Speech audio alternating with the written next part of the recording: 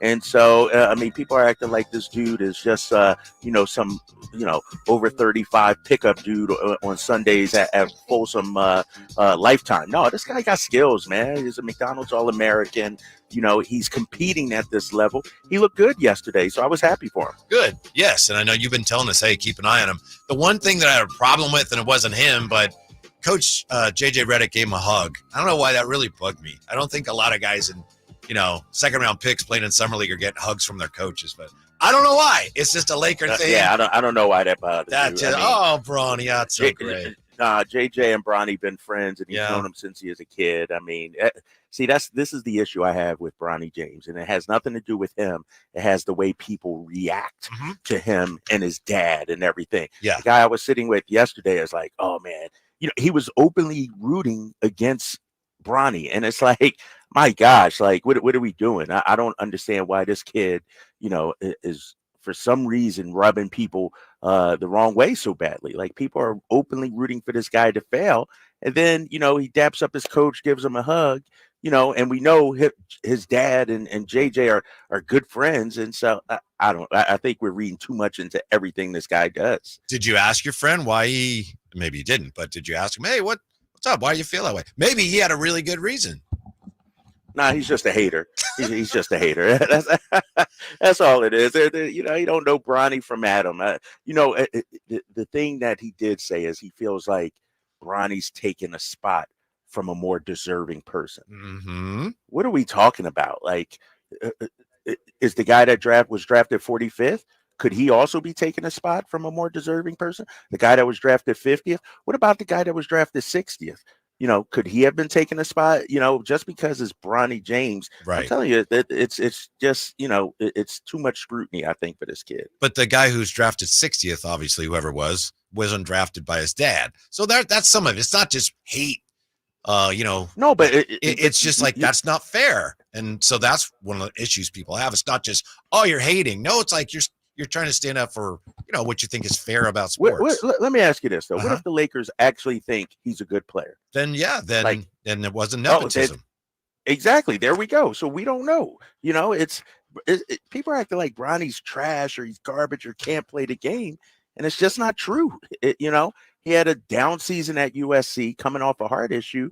He struggled early on. Should Alex Sarr be kicked out of the league?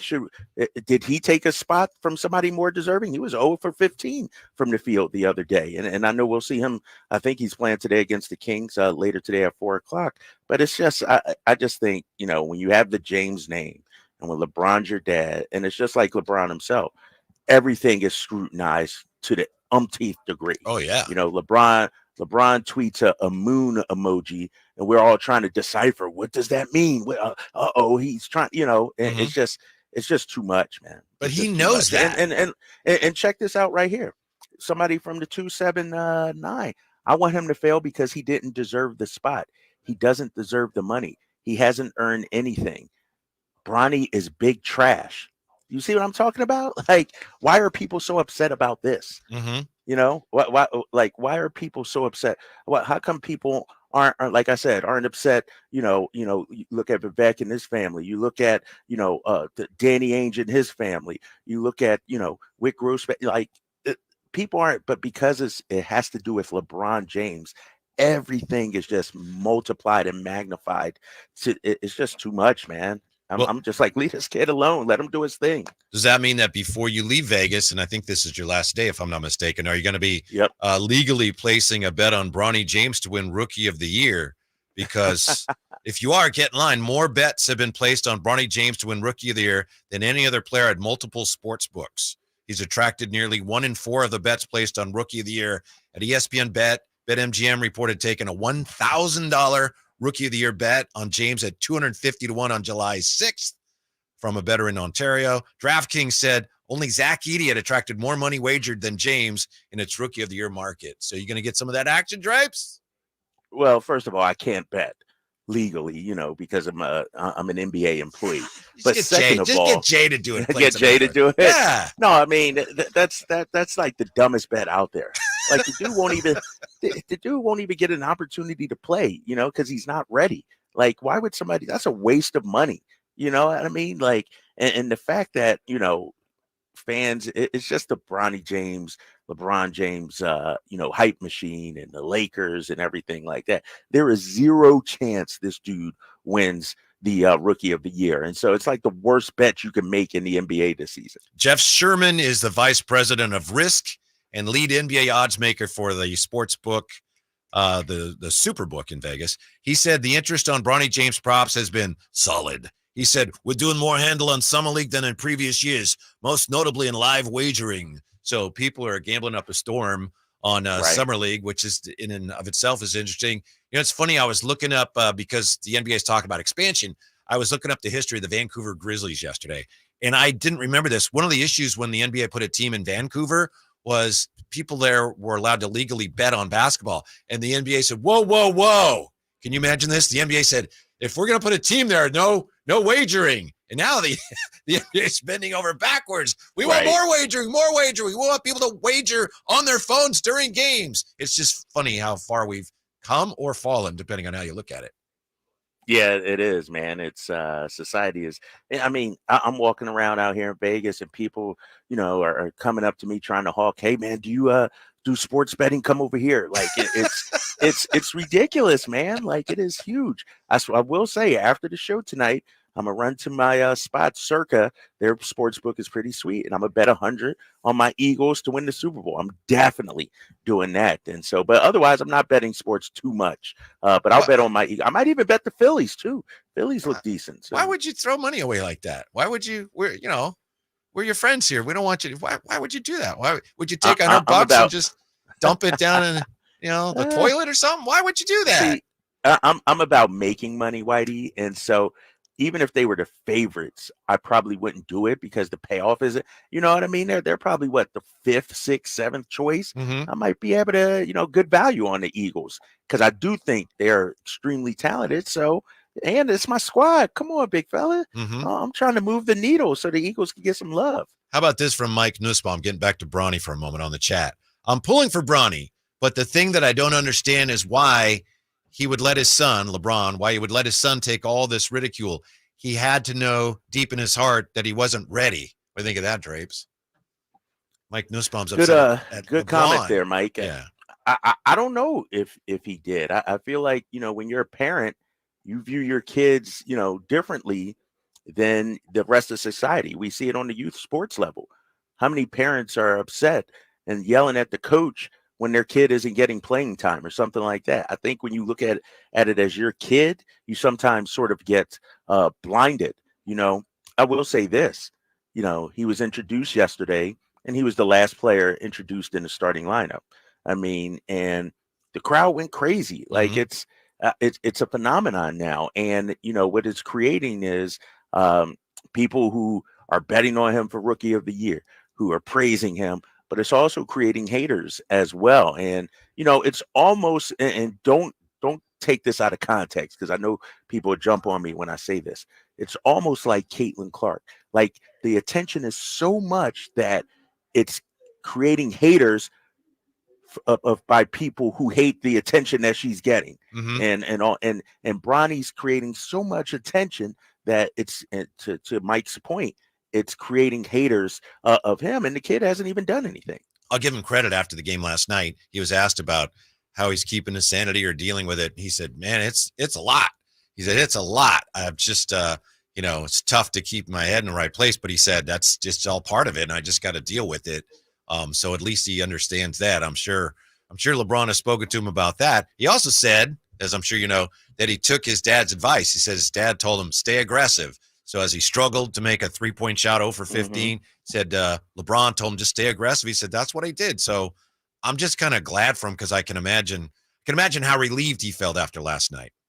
Yeah, I was shocked that he took 11 shots. Yeah, I was like, that's a step in the right direction. You know what I mean? And so the kid will be fine. Even if basketball doesn't work out for him, he'll be fine. Life isn't ending. Things will be okay. And I would argue, in terms of scrutiny, he's probably the most scrutinized second-round pick in NBA history. Like, usually we don't care about second-rounders. You know what I mean? Like, even a guy like Jokic, at 41 when he came into the league. Nobody talked about, it's like we had no idea who he was. But Right. because this kid has sort of been, front and center, LeBron James' son, it's like he's the most scrutinized second-round pick ever. It's crazy. Mm-hmm. Well, enough about Bronny, because a future Hall of Famer has switched teams in the Western Conference. Tell you all about that, what it could mean for the Kings when we come right back to Sactown Sports.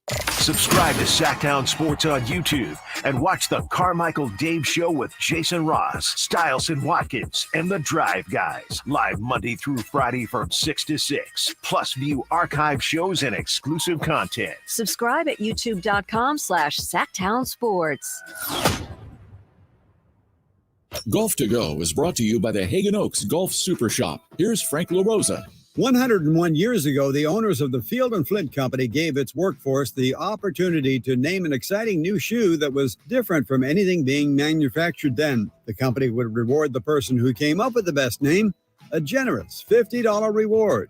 A factory seamstress suggested the name FootJoy, and the first FootJoy was launched with the tagline, "The shoe that's different." And that line today definitely describes the new FootJoy Tour Alpha golf shoe. The newly designed stabilizer, the most advanced FootJoy ever created, works to lock you in, allowing you to swing away with full force. And we all know that normally translates to more distance. Available in 3 color combinations, the FootJoy Tour Alpha offers performance leather, superior fit, complete support, and a 2-year waterproof guarantee. I suppose the only question left is, what do you think that seamstress did with her $50 prize? That's your Golf to Go. I'm Frank LaRosa.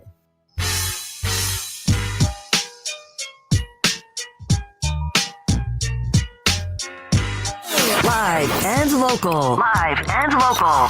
This is Sactown Sports. Well, we get Kyle Draper back in studio tomorrow, and you won't recognize Sacramento, Drape, when you get back, because now we knew the A's were coming. Now we have the schedule.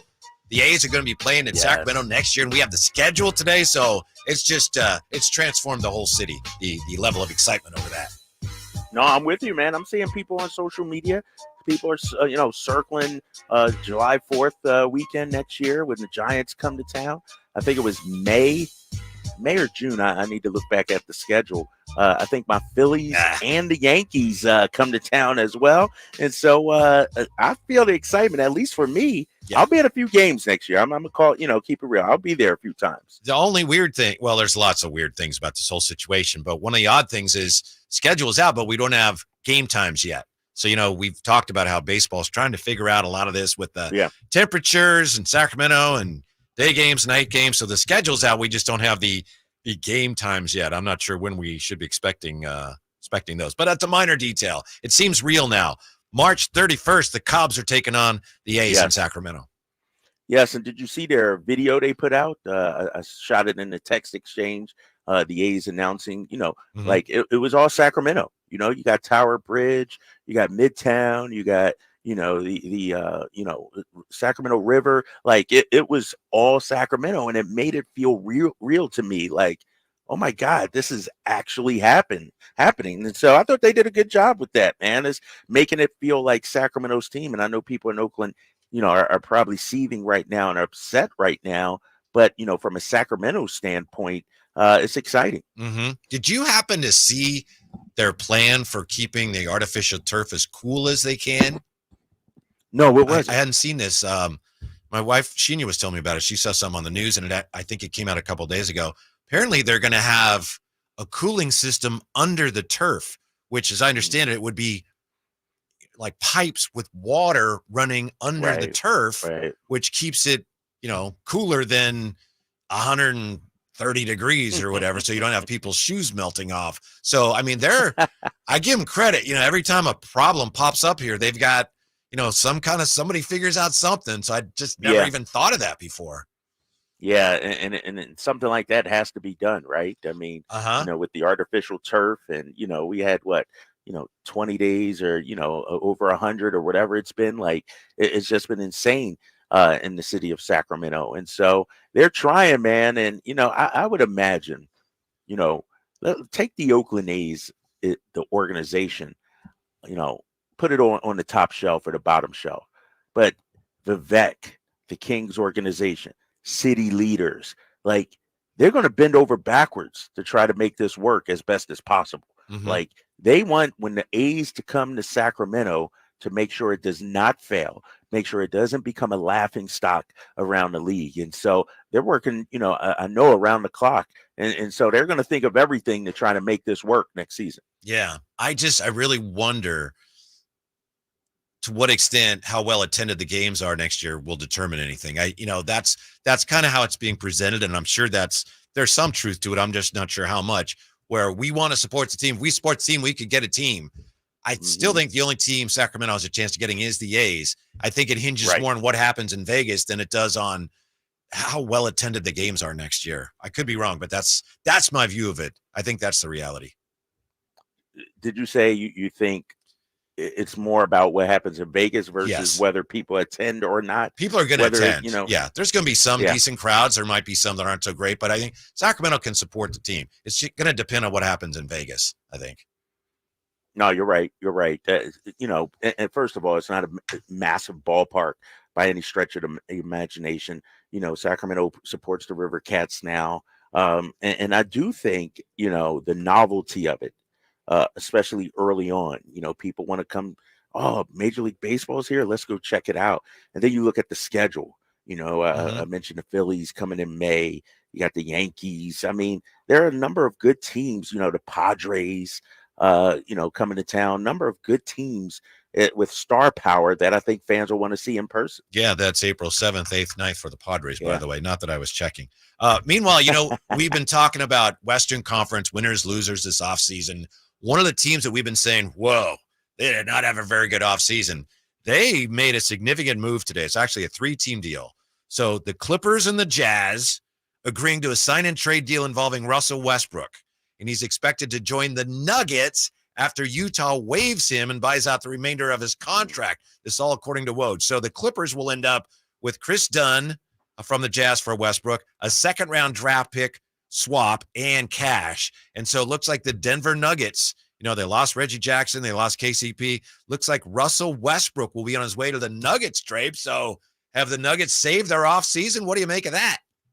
Nah, Westbrook's, like you said, a future Hall of Famer, first ballot Hall of Famer, still plays with a ton of energy. But, no offense to him, he's never won anything. You go to the Clippers, your team is loaded, stacked supposedly, y'all flame out. His time in the Lakers, they flamed out.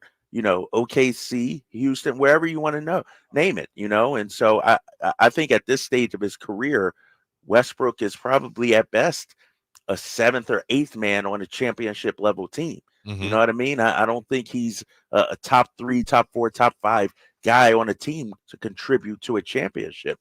And so, they got a big name role player, basically, is what they got. He doesn't defend like KCP. He doesn't stretch the floor like KCP. So, that's still a massive hole for this Nuggets team. I thought he did a pretty good job as the Clippers 6th man last year. I give him credit I didn't think Russell Westbrook would ever accept a role like that. But, bless him. He did at age 34 with the other guys on that team, Harden starting. And he said, yeah. And they went on a run before things went sideways for him. But here's what I didn't realize. According to this story, Russell Westbrook, he had career lows and assists and minutes, but he played some of the best individual defense of his career. He was 4th in field goal percentage allowed as the contesting defender among players that contest, blah, blah, blah, blah. Defensive metrics are kind of what? But he apparently really stepped up his defense, presumably because he didn't spend so much energy on offense. So I think that's one of the things the Nuggets are counting on is Russell Westbrook coming in and giving them a defensive boost. And I would have never thought that was a realistic possibility. Yeah, I agree with you. And, I'm looking at some of those numbers from last season to your point you just made. He took more than 2.5 fewer shots per game last season. So he wasn't chucking them up or jacking them up. Only took 9.8 shots last season, the fewest of his career. Obviously, we know he's not an efficient player, but maybe to your point, he was focusing on defense and trying to make an impact. I do think Russell Westbrook has been sort of misunderstood for his career. Like, I think he's the type to do whatever it takes to win. Obviously, you see him now coming off the bench for the Clippers. Probably, will come off the bench for Denver. Like, he's all about winning, and, unlike, some past greats, I always think of Allen Iverson. Mm-hmm. AI's biggest issue was, as great as he was, he never adapted his role. He never viewed himself differently than a star player, a scorer. He didn't do some of the other things to help his team win as he got older. Westbrook seems to be, buying in. There was no ill will or bad blood coming out of the Clippers organization. It didn't seem like, there was any beef behind the scenes about his role or anything like that. And so, I think, he'll be a nice little role player for the Nuggets. But when it comes time to win a championship, I'm not sure how much difference he's making. I think I figured something out about Russell Westbrook. The first thing that I know I'll always remember about him when he's done playing is he plays so hard. Not, as you say, Right. Not always efficient, but he plays so hard. And I used to think he was kind of selfish, and I think this applies to Iverson too. It's not so much selfishness, it's stubbornness. In Russell Westbrook especially, he would take shots that you might think, what are you doing? That's a terrible shot. He didn't take them because he wanted to get his. He took them because he thought, I got the best chance of all these clowns of making that shot. It was just kind of a stubbornness and then really a desire to win, maybe to the point that it clouded some of his judgment. But I give him credit, like I say, that he's able now to go, okay, I want to keep playing at a high level on a good team. I have to change my role a little bit. I'm sure that wasn't easy, but I'm just impressed with the way he became a good sixth man with the Clippers. Well, a lot of times with, players like Westbrook, Iverson, we could name some others, but a lot of times, Carmelo Anthony, I'll throw in that mix. A lot of times players think the best chance for their team to win and the best way they can help their team win is by scoring the basketball. Yeah, sure. You know what I mean? Like they think, I got to get buckets, or we're down 10. I got to take over. Or I got to. That's you at Lifetime Gym, isn't it? Isn't that your philosophy at Lifetime? Man. Dude, I'm not a scorer, man. Oh, okay. I'm a triple double guy. I'll get to 10 points, 9 assists, 7 rebounds. I'm more of a Jokic kind of guy. Now if I need to score, I can do that. Right. But sure. Yeah. As a matter of fact, I'm about to sign back up for the Lifetime Folsom basketball league, and so I can't wait to get back out there for that. But no, I just think, guys feel like the only way they can help their team win is by scoring. And to your point earlier, it seems like Westbrook has figured out he doesn't have to come on into the game and just jack up shots and go 100 miles an hour and try to score all the time. He could do some other things. So bottom line on this deal, you're not any more worried about the Nuggets than you were this time yesterday. Not at all. And we had their number last year. Yeah. We beat them a couple of times last year. And so I'm not necessarily – I still think, Minnesota, OKC, they're the top of the West, and Dallas, Denver. I'm going to throw my Kings in there as well. We're on that second tier right now. Mm-hmm. Speaking of Minnesota, we got Matt Maiocco is going to join us in just a moment, so we're going to turn our attention to Brandon Aiyuk and the 49ers. But speaking of Minnesota, I don't know if you saw this. Jeff Teague was on Draymond Green's podcast. Jeff Teague explained to Draymond what he says happened with Jimmy Butler and the T-Wolves. Remember that everything went sideways and Jimmy Butler then was like taking on his teammates in scrimmage and showing them up, and then he wanted off the team. Jeff Teague has explained what he says was the whole reason behind all that. So we have to get to that today. It's really interesting. Yeah, I got to hear that. And I love listening to Jeff Teague. And I think I've heard some of this story before. And Jimmy Butler, man, you talk about confidence, right? I mean, I could take a bunch of lames outside and beat you. And he did it. So, it's we got to get into that. Yeah, it looks like, long story short, it looks like it came down to a Jimmy Butler versus Karl Anthony Towns. A little bit of a power struggle. But we'll get to that when time allows. When we come back, the great Matt Maiocco, 49er Insider, on why this Brandon Aiyuk situation feels a little different than previous 49er holdouts. Drive Guys right back with that on Sactown Sports. Keegan Murray plays here. Keegan scores another three-pointer. Keegan Murray knocking it down for 23 points. Snatch De'Aaron Fox for game scoring honors. Sactown Sports is your proud home of the Sacramento Kings. Sacramento weather is brought to you by Folsom Lake Kia. I'm Tamara Berg in the KCRA 3 Weather Center. For your Thursday, we're looking at plenty of sunshine, but less of the Delta breeze. And as that Delta breeze goes away, it's going to be a hotter afternoon. Plan for highs in the valley in that 98 to about 102 degree range for the afternoon. Get the latest forecast on the KCRA 3 News and the KCRA 3 app. Shop Folsom Lake Kia for special offers right now. I'm Coach Doug Christie urging you to visit my friends at Folsom Lake Kia and save big on your next new or certified pre-owned vehicle right now. Visit FolsomLakeKia.com. Ooh, ma. What was that? That is business phone bliss with the Ooma Cloud Phone System. It handles all our voice, video, and messaging needs. You sound very calm. I am. Ooma has everything I need to run my business more efficiently, like virtual receptionist, call routing, and video conferencing. And it starts at just $19.95 per month per user, plus taxes and fees. Ooma. Nice. Find your business comm at ooma.com/radio. Your gas light's on. We need to fill up. Gas around here is too expensive. Don't drive all over searching for the lowest prices. Just download the free Upside app and get cash back for every gallon of gas you buy. I've already made around $200. You can make that kind of cash back just for buying gas? I'm stopping now to download Upside and fill up my tank. Download the free Upside app to earn real cash back every time you buy gas. Cash out anytime to your bank account, PayPal, or e-gift card. Download the free Upside app now and use promo code GIFT for an extra 25 cents per gallon cash back on your first fill up. That's promo code GIFT. Bonneville International Radio Station contests are open to participants at least 18 years of age and older that are residents of California and who reside in one of the 6 counties that make up the Sacramento metro area, unless otherwise specified. Employees or agents of the station, Bonneville International Corporation, other area radio stations, or any entity associated with the contest are not eligible to win, unless the station otherwise specifies in its own discretion. Persons who have won in the last 30 days from a station contest or event may not be eligible. For a copy of the general contest rules, visit khtk.com. Imagine the most beautiful panoramic setting, endless waves crashing on a beach, kids playing in the park. Now, right smack in the middle of your perfect picture, imagine just one piece of litter. It doesn't fit, does it? And it simply doesn't belong anywhere, certainly not in California, not even one piece. Good news, if we work together, we will change it all. Clean California, zero litter is the goal. CleanCA.com.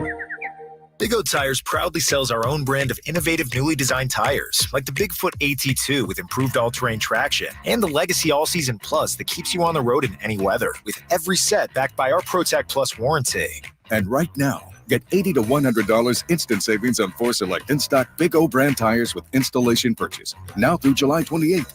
Big O Tires, the team you trust. No carryouts, not valid with other offers. Eligibility may vary. Disposal fees extra and shop fees extra where permitted. See store for details.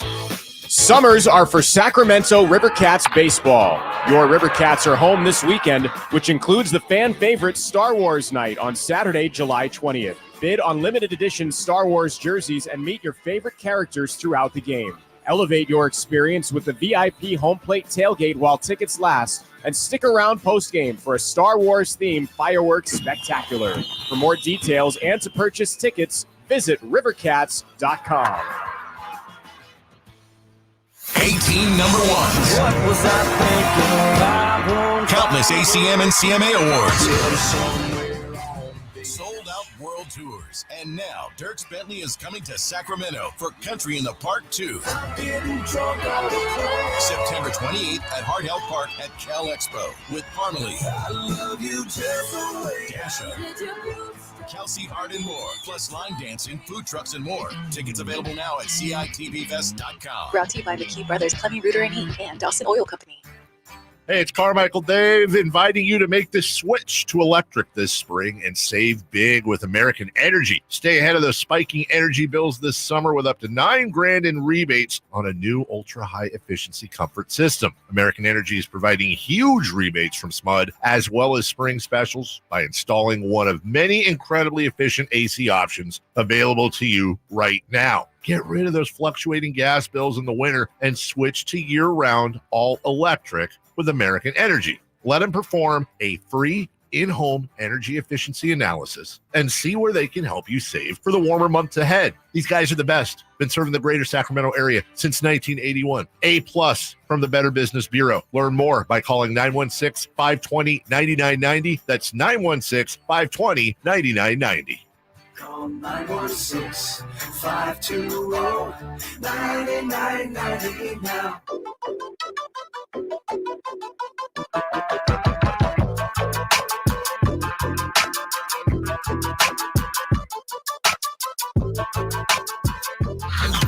Sactown Sports. Check us out on YouTube. Search Sactown Sports and subscribe. How about this, Drapes, from Lorenzo Muslia? Love the show. I think the Kings this season will go 49-23, so Coach Mike will celebrate the 500th win of his career in Game 82 of the season. That's the spirit, huh? That's not bad. 49 wins. 500 wins for Mike Brown. That's forward thinking right there, right? That's looking into his crystal ball. Speaking of coaches, we're going to have two former Kings coaches on the show today. 3:30, the great Jerry Reynolds is going to join us. Among other things, I'm interested to see what Jerry Reynolds, the scout, thinks of Drew Timme. And then at 5 o'clock, I think it is, we're going to talk to former Kings coach Eric Musselman, who is Mason Jones' college coach. So that'll be interesting. And, right now, you talk about special guests, Drapes. There's 49er Insiders. This is the 49er Insider, NBC Sports Bay Area, and about the nicest guy you'll ever meet. Matt Maiocco with us. How are you today, Matt? I bet you say that to all the men and women. I'm doing great. How are you guys doing? Good. Glorious. What is it? Thursday afternoon. Matt, I never, ever say that to Matt Barrows. I promise you. I would never say that. Oh, wow. Yeah, that would be the one exception. We can all agree on that. We appreciate your time very much. I know you're super, super busy. I know everyone's talking about Brandon Aiyuk, and we've been over and over the same material here. Can you tell us, Matt, in your view, how Ricky Pearsall and his injury perhaps factor into this whole saga? I don't think his injury factors into it at all. From what I understand, it's nothing serious. The rookies report a week ahead of the veterans, and the coaches aren't even in the office now. All this is just conditioning. And if somebody shows up to training camp with any kind of tweak, they put them on that list. It just means you can't practice. Well, they don't practice for a week anyway. So as I understand it, his practice time will not be cut into much, if at all. Now, the arrival of Ricky Pearsall, that's maybe another story. When the 49ers selected him at number 31 overall, it was certainly with an eye to the future. And, doesn't mean the future 2024.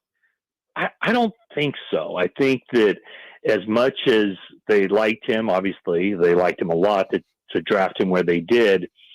What the 49ers try to do is draft a year ahead for need. So in other words, they don't want to be flying into the draft going, oh boy, we don't have a starter at this position. Let's draft that spot. It's more looking ahead a year and saying, hey, where might this team need help a year from now? And it kind of shows up, you have, just look at the second round. They have both starting cornerbacks are scheduled for free agency. What do? They draft a cornerback this year looking ahead to 2025. Same can be said for offensive guard. Dominic Pooney is a guard. I don't think they expect him to play year one, but Aaron Banks is in the final year of his contract, so they're looking ahead a year. So I think that has something to do with Pearsall as well. I would think that probably the team doesn't foresee both Aiyuk and Deebo Samuel being on the roster in 2025, but certainly when the draft concluded, they expect both of those guys to be on the team in 2024. So I think that the fact that Brandon Aiyuk has requested the 49ers trade him, their players have done that in the past, and the 49ers have never, ever fulfilled the trade request of any of those players, and I don't see them starting now. Hey, Matt, it seems like, one of the things we've been talking about last couple of weeks, it seems a little different than Deebo and Bosa and, some of the other negotiations that they've gone through. It seems like that they've drawn a line in the sand. How would you characterize where things stand at between Aiyuk and the Niners right now? No, I would agree with you. I mean, I don't think there was ever a real thought. I know there were, potential trade, there was speculation, I guess, 2 years ago with Deebo But, I mean, just look at the 49ers, the guys that they have rewarded with lucrative contract extensions, going back to Kittle, Warner, Deebo Samuel, last year, Nick Bosa. I don't think there was ever a point with any of those guys where you thought that the deal wasn't going to get done. It just kind of seemed like a fait accompli. It was just a matter of when it was going to happen. This one's different in part because they've already paid those guys. And, when a team doesn't have a whole lot of high-priced players, basically, regardless of the position, if you have a good player, you're going to hold on to him and you're going to pay him market value. Now I think the 49ers have gotten to the point where they've paid so many guys market value at players at basically every position group. And they still have Brock Purdy out there a year from now who will have to pay, the 49ers will have to pay a market value type of deal for. At some point, you can't pay everybody. And it very well might be this is that place where, early in the offseason, the 49ers might have signed Brandon Aiyuk to a deal averaging $26 million a year. But from the time that those negotiations were taking place, the price has been raised. Amon-Ra St. Brown signed a deal for $30 million a year. And that is probably the area. I mean, is Brandon Aiyuk Amon-Ra St. Brown? It's debatable, but I don't think it is debatable that it's close. So that's the area where, Brandon Aiyuk and his agent should be looking, because now that's the market. The question is, can the 49ers afford to pay another player at that kind of market deal when they have other contracts that are going to be coming down the line, like I noted, most specifically Brock Purdy? That, of course, is Matt Maiocco, 49er insider for NBC Sports Bay Area, co-host of the 49ers Talk Pod. Matt, you've partially answered this question already, so I apologize. But in your professional opinion, how badly do the 49ers want Brandon Aiyuk around this year? How badly does he actually, if he had his druthers, want to stay here? Well, I think both. I mean, the 49ers would. I don't think the 49ers honestly have any other thought than Brandon Aiyuk will be playing for the team this year. He is under contract. I just don't see the upside for them to trade him, because if you trade him, he won't be on your team, and there's no possible way you can make the argument that this team could be better off without Brandon Aiyuk. Also, they wouldn't be getting anything in return from him. There wouldn't be a player-for-player trade. I mean, those really aren't done in the NFL. Yeah. So any compensation you get for him would be in next year's draft. So I just don't see an upside, because you do have him under contract. He might not be happy. I guess the one upside of trading him would be that you might not have a disgruntled player in the locker room. But ultimately, Brandon Aiyuk, if forced to play for the 49ers, will have to play and play well, because he still will not have gotten that huge second contract that he desires. And the only way he gets that is if he goes and balls out. So I think that's where the 49ers are, and that we can talk about windows and whatnot, but let's face it. I mean, it's a year-to-year thing if that window is open. The window is most certainly open right now, so why wouldn't you put your best team out there? And as far as Brandon Aiyuk, I mean, he owes it to himself to want to play for the 49ers, but only if the 49ers want to give him what he thinks he's worth. So absolutely, he would love to stay with the 49ers. Absolutely, the 49ers would love to keep around Brandon Aiyuk, but it has to be right financially for both sides in order to make that work on a long-term basis. Yeah. Hey, Matt, when we look at this, the talk is that the Niners have all the leverage. We got veterans reporting to camp next week. How do you see this playing out in the long run, I guess, leading up to the season, into the season? I mean, that's a great question. I don't know.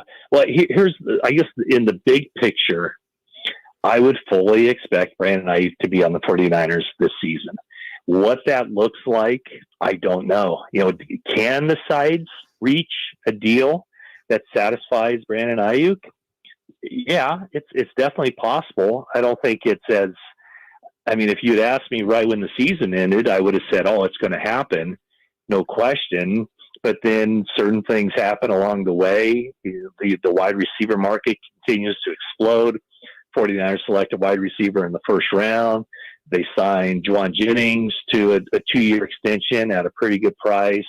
They increased Christian McCaffrey's salary. So now I'm starting to wonder about that. What I don't know would be what's the end game for Brandon Aiyuk.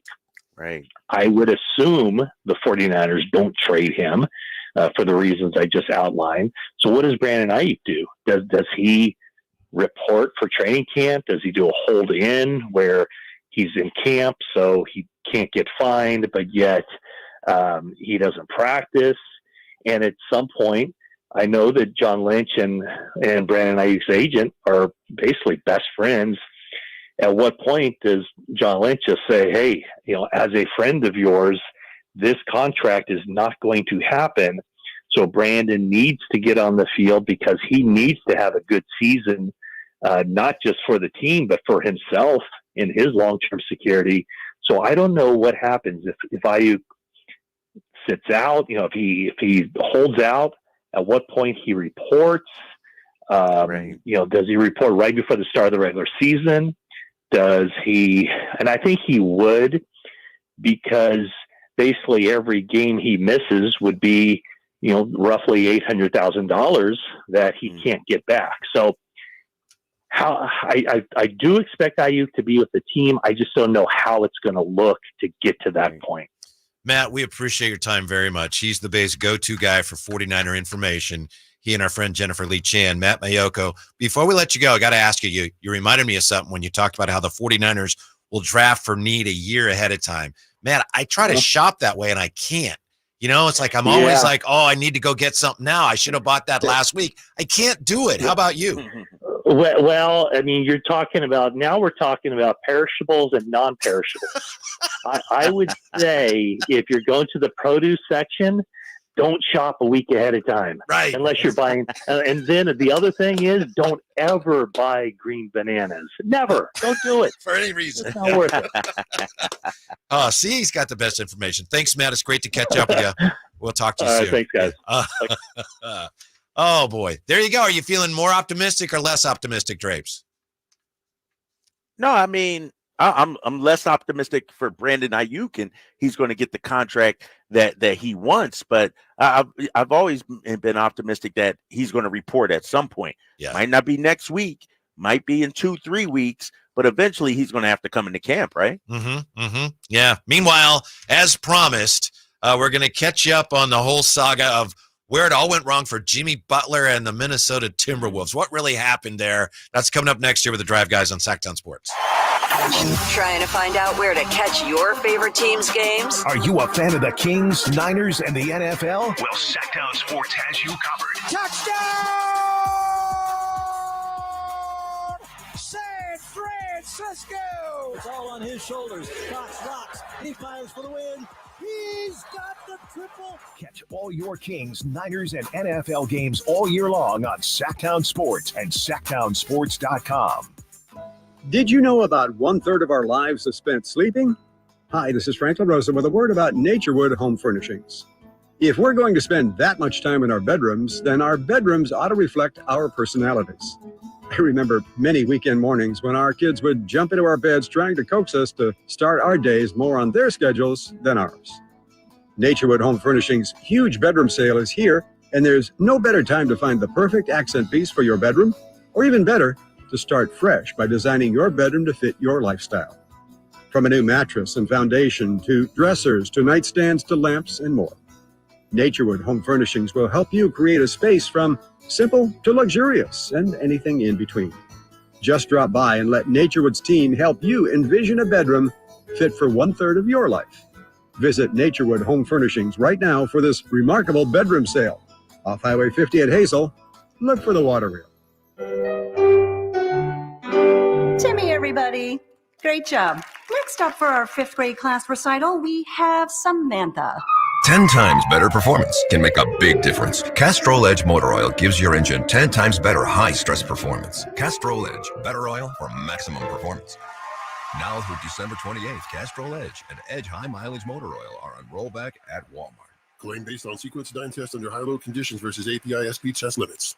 Get in zone, AutoZone. Welcome to AutoZone. What are you working on today? I think my battery's dead. With free battery testing and charging, we can help you get back on the road. Get in zone, AutoZone. So what if I need a new one? We have the right Duralast battery for you, only at AutoZone. Get in zone, AutoZone. And what about my old battery? We can recycle it right here at America's #1 battery destination. Get in zone, AutoZone. Restrictions apply. If you've been on the American River, it's uphill, it's downhill. There's trails everywhere that you can walk, and it just makes you happy. And I couldn't walk, and it was terrible. I was turning into a real crab. I went to the Good Feet store, and I tried on the arch supports. I could not believe that I was not in pain. I can walk, I can run, I can jump, I can do anything. My name's Terry, and that's my Good Feet story. The Good Feet store in Sacramento, Roseville, and Vacaville. Increase leads and get more customers. We create tailored digital marketing strategies that deliver results. On your next campaign, aim higher. Go to aimyourdigital.com and get started today. aimyourdigital.com. You did it, Boston. The Celtics are NBA champions. It's time to come together and celebrate in style. Go to NBAstore.com right now to get all your championship gear. The official locker room collection with t-shirts for the whole crew. The official locker room hat, and everything you need to celebrate the Larry O'Brien Championship Trophy. Celtics fans, it's your time, so get your gear. NBAstore.com, a Fanatics experience.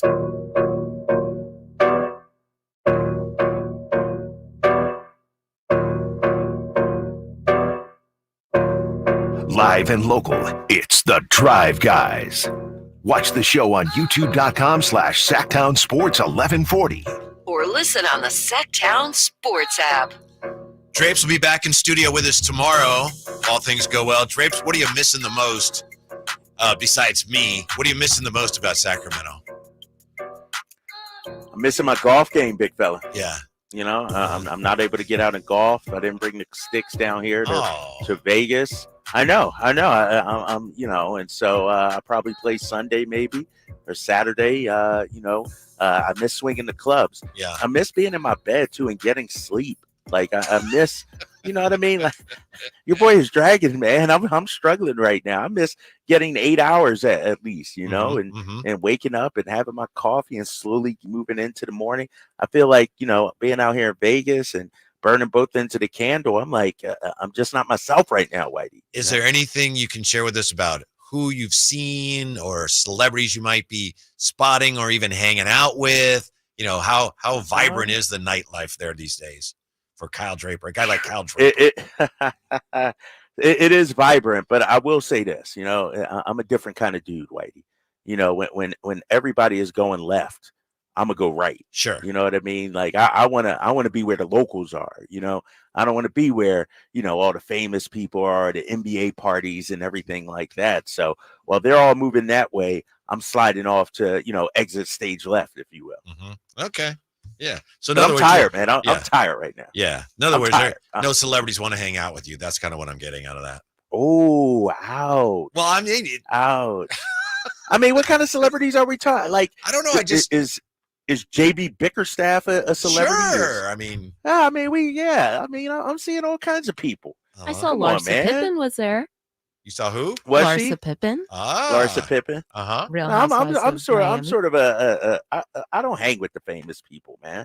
Like, you know, I don't, how should I put this?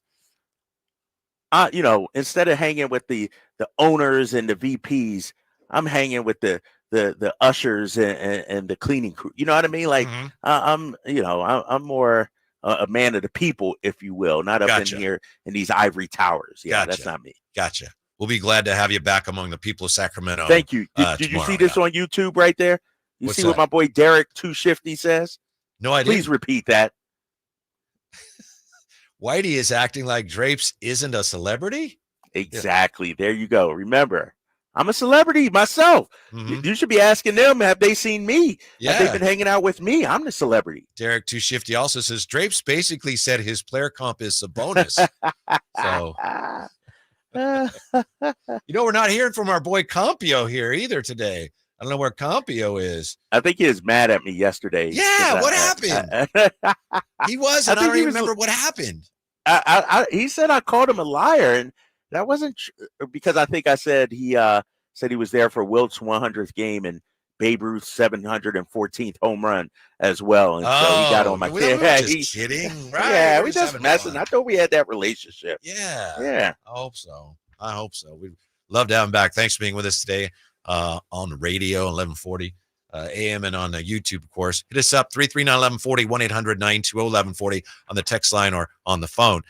Real quick, I thought this was very interesting. We talk a lot about the NBA here, and this story actually, to me, has a little bit of a local angle. We found out today on the Draymond Green podcast where it all went wrong for Jimmy Butler and the Minnesota Timberwolves. Jeff Teague was on with Draymond Green. He said it was really based on Jimmy wanting to be paid. When he came here, Tibbs told him, yo, we're going to take care of you.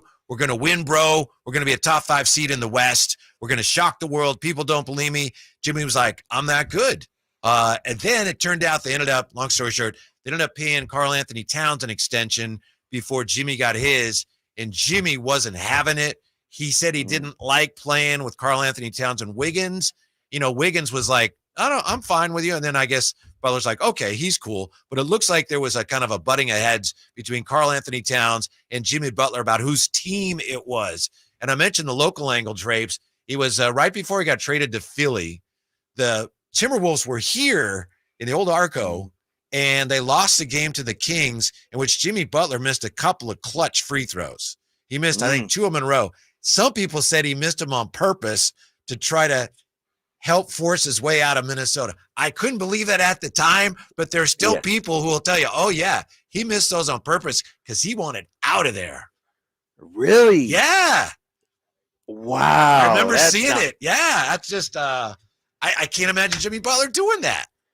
That's the first time I heard of that. Like, I know Jimmy Butler is hard to deal with as a teammate. He walks around sort of a chip on his shoulder and always challenging guys. But, man, it was that bad where he was trying to force his way. I heard the story about where he took, him in the second unit against, the Timberwolves star players, led by Karl Anthony Towns, and beat him in a scrimmage at practice. And Butler was talking some major trash during that, but I had never heard that he some people think he might intentionally miss free throws. And like I said, I'm not saying he did because I saw it and it was hard to imagine that he would do that, but he did miss them. And some people said, oh yeah, that was Jimmy trying to force his way out of Minnesota. So it all came down basically to Karl Anthony Towns, and Jimmy, he said, I'm Himmy, it's my team. But when they paid Cap first, Jimmy wanted out.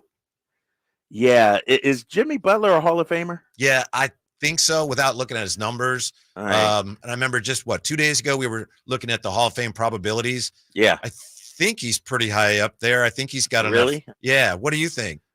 You sound like you're not convinced.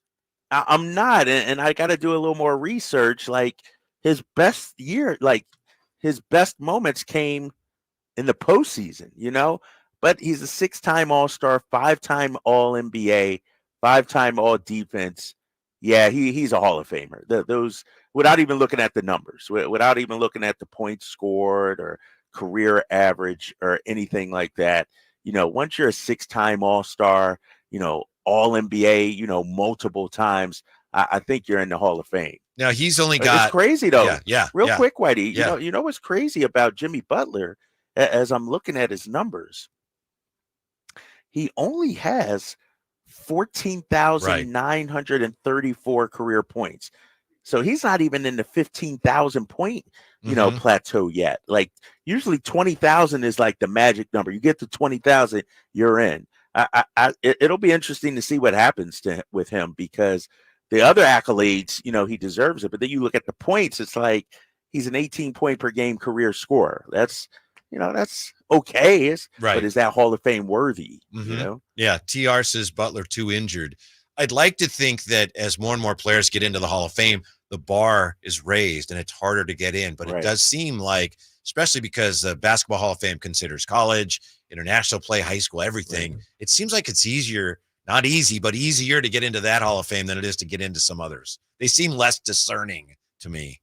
Yeah, maybe. I mean, you've heard the saying, you know how to tell if somebody's a Hall of Famer if they look like one. Like, if you got to be like, I don't know, it's like, I don't know if then he's not a Hall of Famer. Mm-hmm. Jimmy Butler, I think he's on that doorstep. I think it'll take him a couple of times before he gets in. These are kind of the crossroads for him in his career right now, aren't they? Yeah, for sure, man. And if you're Miami, are you looking to turn the page on the Jimmy Butler, era? But there was a report that came out that Miami still feels like they are capable of getting to the NBA Finals if they're healthy. So I think they're running it back with this group, and a couple of additions out there. But I think this is sort of his last gasp effort, I think, in Miami this season. I'm just looking up here where he is on Hall of Fame probabilities. It'll take me a minute to find that, so we'll come back with that. Also, we'll look at the fact that the Giants are going to be visiting Sacramento for real next 4th of July. We've got the new Sacramento. It's not what they call themselves, but that's what we call them. A schedule. We'll look at that next. And Jerry Reynolds coming up next hour, too, on Sactown Sports. What's the missing piece for the 49ers? Which names will they add during free agency? Whether it's in season or off season, the coverage never stops. Get the latest 49ers news on Sactown Sports at SactownSports.com. I didn't ask to be thrown in the streets with nowhere to go. I didn't think I'd survive. But I did ask for help, and Covenant House was there for me. 1 in 10 young adults will experience a form of homelessness this year. For these kids who didn't ask to be put in this unthinkable situation, Covenant House is there. Covenant House helped me break the cycle of homelessness in my family. They gave me the love that I needed. Over 2,000 young people will sleep safely in a Covenant House bed tonight. When youth who are experiencing homelessness have a hot meal, a safe place to sleep, medical care, and love, they can overcome heartbreaking challenges and have a brighter future. They just really genuinely just wanted to help me succeed, and I'm succeeding. I'm a speaker, I'm an author. Covenant House really helped me and really helped mold me into the woman I am today. If you or someone you love is asking for help, go to safeplacetosleep.org today. At Ashton & Price, over the last 25 years, we've won just about every injury case you can think of. Slip and fall, falling merchandise, fell through rotted decking, we won those. Dangerous stairs, falls into holes, dog bites, won them. Injured while pedestrian or on a bicycle, auto, motorcycle, big rig, company vehicle, Uber, or Lyft accident, we've won them all. And the best news is there's no fee until you win. So no matter how you got injured, remember, for the best advice, don't think twice. Call Ashton & Price. If you're not looking for a brand new car, at Elk Grove Honda, we've acquired some of the best pre-owned cars we can find. We've kept only the best of our trades, and our buyer has found some of the finest pre-owned Hondas available in Northern California. You can see for yourself at elkgrovehonda.com. Whether you purchase a brand new Honda or a like-new pre-owned Honda, your car buying experience will be the same.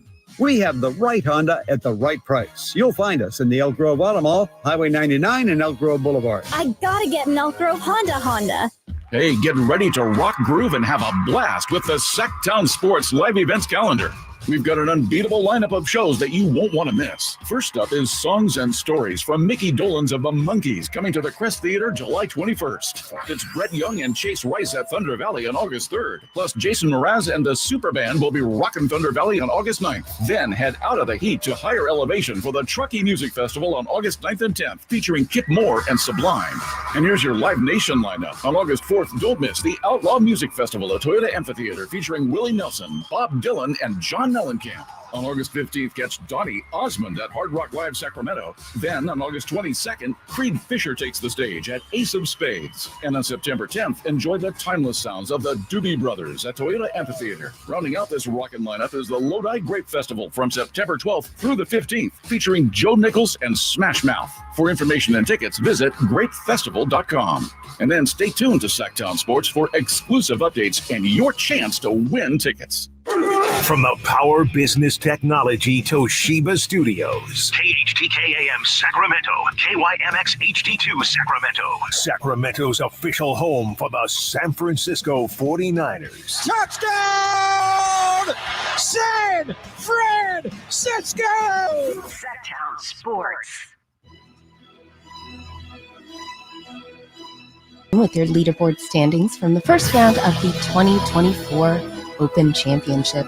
The Englishman Daniel Brown sits solely atop the leaderboard today after the pursuits and sits at 6 under, followed by Shane Lowry in second with 5 under, and JT Justin Thomas also seemingly enjoying the Scottish links with 3 under at 3. Tiger Woods finished the arduous day with an 8 over and will have the projected cut line going into the weekend tomorrow afternoon. Your leaderboard standings update is, of course, provided by Naturewood Home Furnishings, where it's all about choices and always about quality. Welcome back in to the Drive Guys.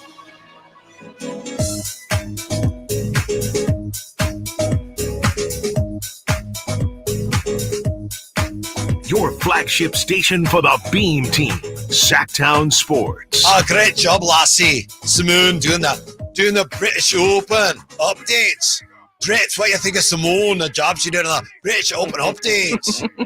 Top notch, eh? That's pretty good, Whitey. That's pretty good, man. That's probably your best one right there, man. Like that's. I think. Yeah. I thought she did a great job. That was pretty good. Yeah. Yeah, she did a great job, man. She had that golf tone, definitely. you know, just like nice and low and understated. Yeah, that was good stuff. Good stuff. Poor Tiger, though. Oh. 8 over. Oh. Yeah. 8 over for Tiger.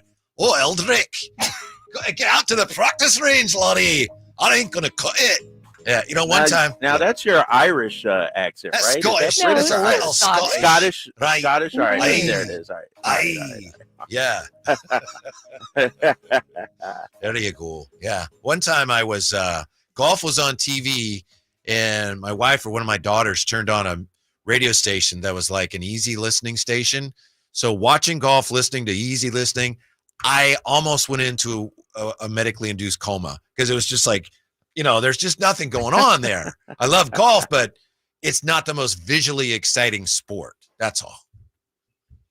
Really? You got it, dude. I could watch golf from Really? sun up to sundown. Yes, I'm watching it. I watched it this morning. You know, when I woke up, I threw on the Open and had it on. Like, you ask my daughter. I'm either watching basketball or golf. That's all that's on my TV. It doesn't like put you to sleep a little bit. I love golf too, Drapes, but it's very soothing. You know, a nice nap on the weekend and there's some sort of major going on. That's me all day. Nah, Simone. I got it. I'm tuned in. I'm looking at, you know, just how difficult these shots are that these guys are playing. And it's just I'm tuned into every shot. Like, it's not a snooze fest or anything like that.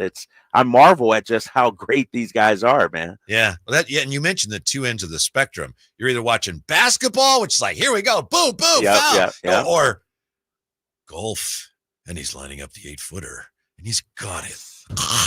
It's great. It's a great sport. I'm just saying. I love it. I love it, man. I love it. I love that it's understated. I love, like, I've tried to watch live golf. Have you tried to watch live golf? No, at all? No, I wouldn't even know how to watch. I mean, where do I see that? Golf Channel or something? Or no, it's on like CW or something like that. But it's terrible, bro. Really? They got a DJ pumping music in the background and everything. It's just it doesn't fit golf, and they're trying to make it young and hip. Maybe I'm an old dinosaur or something, but I like, you know, Jim Nance and you know, Mike Tirico's doing the Open Championship. I like their understatedness. I like the quietness of golf. I do like the British Open is my favorite. You know, most people say, do you like the Masters or the US Open? It's like, give me the British Open. I love that. And especially because, you know, in some of the courses, it looks like they're playing on the surface of the moon or something, you know, and you see some of the best players in the world and they're in one of those gigantic bunkers. And it's like, that's what I feel like every time I'm in, you know, one of the sand traps at Hagen. Now you know how I feel. Yeah, their sand traps are a little different. Their sand traps are definitely a little different. But no, it's that's why we talked about this too, you know, off air. You know, which major do we like the most? And I'm with you, man. because it's something, like anything else we have. Masters, great, beautiful course. I get it, but it looks like a golf course. You go out there and you watch today, man, like the stuff that those guys have to deal with. And if you hit it out of bounds or, in the rough, like it's a challenge, man. Yeah. So I love watching it. Yeah. Very punitive. Okay. Before we went to break, we were talking about Jimmy Butler, and I found it here. Drapes asked a question. Jimmy Butler, a Hall of Famer. He's one of those guys that you can have a nice little discussion about. We're not going to spend all day on it, but I looked it up here, basketballreference.com. And the Hall of Fame probabilities. Remember, we had an issue with this earlier this week because DeMar DeRozan is listed as having a 46% chance of reaching the Hall of Fame. We agree that should be higher. Jimmy Butler is right behind Kevin Love and right ahead of Amari Stoudemire at 73% Hall of Fame probability. Yeah. Wow. He's ahead, according to this list, which again is based on voting in the past. It's not supposed to be opinion. It's on a formula, which doesn't mean it's right, but it's not based on opinion. He's ahead of Klay Thompson and Joel Embiid, in addition to being ahead of DeRozan. Jimmy Butler is? Yes. I don't know what their formula is. I mean, Jimmy's had some great, championship performances, playoff performances, but those guys during the regular season, have been better. And the fact that DeMar DeRozan, that still bothers me. You're talking a 23,000 point scorer. Like, I don't care what the computers say. Right. Just look at the numbers. This dude is a Hall of Famer. And so it's interesting. Yeah. And speaking of lists, and I know I'm a little all over the place here, but Jay just texted us this list. We've been talking a lot this week about ESPN's top 10 players in the NFL at this position or that position, and they're all done with it now. But Jay sent this list. Jeremy Fowler, teams with the most top 10 players, according to NFL execs, coaches, and scouts. So now that they're done, who has the most top 10 players? Packers 5, Browns 6, Texans 6, Eagles 6, Ravens 7, Chiefs 7, Lions 7, 49ers 9. Bang, bang, 9. 9 tops in the NFL. They've got 9 guys who are top 10 at their position, Drapes. Surrender. The Eagles and the rest of the NFC must surrender to their dominance. Yeah, I mean, 9 in the top 10 is Super Bowl or bust, right? If they don't win the Super Bowl, this will be one of the biggest choke jobs in NFL history. I mean, when you clearly are the best team, right? You got more top 10 players than any other team in the league. You have to win the Super Bowl now, right? Don't you agree? It's tough to do. Did you know? I didn't realize this. The 49ers are trying to do what only 2 other teams have ever done. The Cowboys 1970 and the Patriots in 2017. They're the only 2 teams ever that lost the Super Bowl one year, then came back and won it the next. It's only happened twice. That's what the Niners are trying to do this year. Yeah, that's going to be tough, right? It would be, but the NFC is so watered down and weak this year, I think. Yeah, I'm sure. I'm not falling for that. The thing is, it's just hard to even get back to that point, right? Right. Like, it's hard to, get to the mountaintop and come so close and then come back again. And I mean, you mentioned the stat, the 2 teams that lost the Super Bowl and then the next year won it. Yeah. I could argue, it's hard to do it in back-to-back years, like actually make the Super Bowl. We saw it with my Eagles, they were on paper, going to be a favorite or one of the choices, and then they imploded. And so it'll be interesting to see, man. It's no excuses when you got the best roster in the NFL, because clearly the Niners do, right? I mean, based on the ESPN rankings, they clearly have the best roster in the NFL. And so they got to win the Super Bowl. If not, man, let me ask you something. Letdown. Let me ask you something. You say if the 49ers don't win the Super Bowl, choke job. Okay, so what was that last year when the Eagles got to the Super Bowl, lost, got off to a 10-1 start, and then they just disappeared? Oh, if that wasn't a choke job, what is? What happened to them? You talk about a choke job. No, they imploded. Yeah, you're right. They imploded. Yeah, I'm not going to argue that.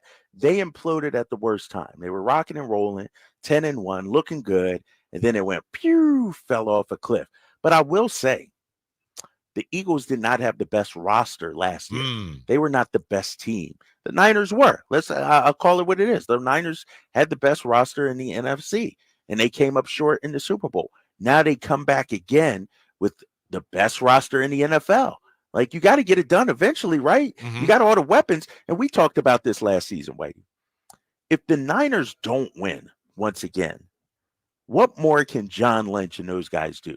Like, you've put together an amazing roster. Now, do you have to go out there and get, I don't know, whatever the defensive player of the year is, or whoever? Like, how much talent do you need to win a Super Bowl if you're the Niners? So you're saying if they don't win the Super Bowl this year, that's it? Just break apart the team? Just tank? I'm just saying, I don't know where they go, man. Yeah, I don't know where they go. I mean, coaching change, something like I don't know. I mean, like, because they were more talented than Kansas City. Can we agree that? Well, I don't know. I don't know about you. That. Don't want to see. I mean, you're talking about Patrick. They were clearly Mahomes. the more right, but you got Patrick Mahomes, Kelsey, and a bunch of hanger-ons. Mm-hmm. You got the Jackson 5 with Michael Jackson and a bunch of Tito's. Right. Yeah. Right. Yeah, the Chiefs sucked. Yeah, right. Is that where we're going? The Chiefs were terrible last year. I'm just saying, the Chiefs are like the Mavericks of the NBA this year. I think they were more like the Mavericks the year before, when I forget who they beat in the Super Bowl that year, but that was when the Chiefs were like, how does that team win anything? How does that team win anything? After a quick timeout, we're right back with a look at the brand new Sacramento A's schedule. Jerry Reynolds is coming up too. Drive Guy, Sactown Sports. Did you miss any part of our live local shows? Don't worry, you never have to miss them again. Check out SactownSports.com and search our podcast page and play our shows when you want. The Carmichael Dave Show with Jason Ross, Stiles and Watkins, and the Drive Guys. Plus, other podcasts like Return of the Empire, Return of the Roar, the Stingers Up podcast, and Golf to Go with Frank LaRosa. They're all available right now on SactownSports.com. Hey everyone, it's Ted from Consumer Cellular, the guy in the orange sweater, and this is your wake-up call. If you're paying too much for wireless service, you don't have to keep having that nightmare. Consumer Cellular has the same fast, reliable coverage as the leading carriers for up to half the cost. So why keep spending more than you have to? Seriously, wake up and call 1-888-FREEDOM or visit consumercellular.com. Savings based on cost of Consumer Cellular single line 1, 5, and 10 gig data plans with unlimited talk and text compared to lowest cost single line postpaid unlimited talk, text, and data plans offered by T-Mobile and Verizon January 2024. Every business faces challenges, but complicated, expensive, and uncertain shipping shouldn't be one of them. With USPS Ground Advantage from the United States Postal Service, you can avoid all the noise. No more unexpected surcharges, hidden fees, or complex rate structures. It's just easy, cost-effective, and dependable shipping. Tune your business's frequency to success and turn shipping to your advantage. Learn how at USPS.com/advantage. USPS Ground Advantage. Simple, affordable, reliable.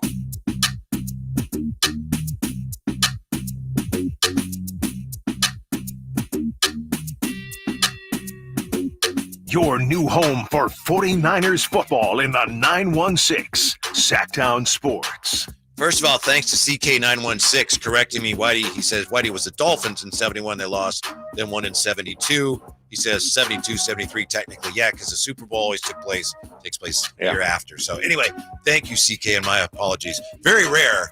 Anyway, it's difficult to lose Super Bowl, win the next year. And then Derek Too Shifty says the Chiefs also had Taylor Swift. So they had a very talented roster last year, Drapes. They had all of America pulling for them.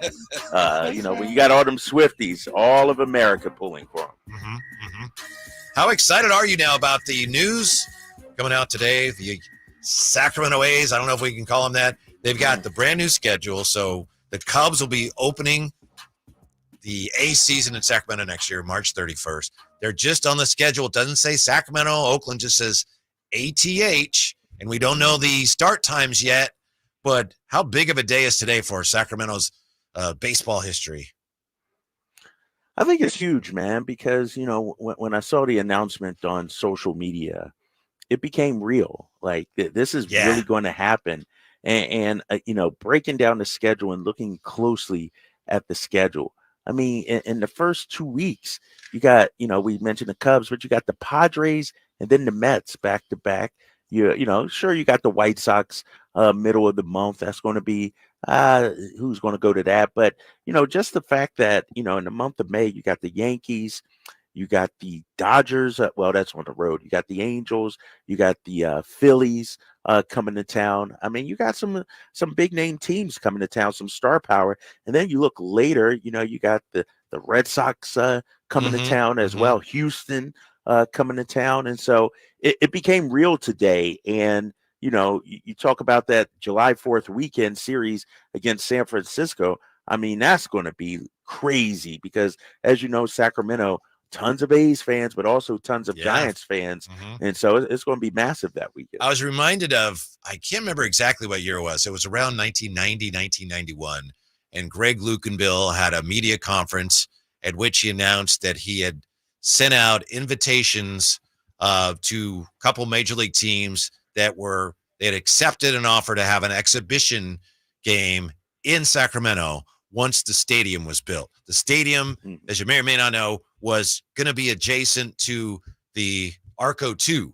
And in fact, they have the foundation. They had it in there, and I don't know what happened to it now. They put the foundation for the grandstands in there, and you probably heard about the clown tunnel, Drapes. It was a tunnel that ended up not being finished, so it went nowhere. And when the circus would come into town, the clowns would store their stuff in there. But that tunnel was supposed to go from the basketball arena all the way through to the baseball stadium, which was never finished, but they did start on it, poured the foundation. And it's just interesting to me to go from that, remember that, and the talk of we're going to get a baseball team here, we're going to get an expansion team. Never happened, but here we are talking about not an expansion team, but the A's actually playing Major League Baseball here. And one of the reasons I think I've been a little skeptical about the whole thing, I honestly have a hard time believing it's going to happen. It just seems so wow, but it's definitely going to happen. So I'm looking forward to it. Don't know what's going to happen, but it's going to be odd, but I'm looking forward to it. Yeah, and it's real now. You got the schedule, you got tickets being sold, on the website, season tickets, and it may be, like I said earlier, the Kings brass, the local brass, they're hoping, like hell, it's not a laughing stock. That's they're trying to make the best of a really difficult situation and trying to upgrade the park and get it to, somewhat MLB standards. But, it's I'm looking at the games, man, and just seeing the schedule.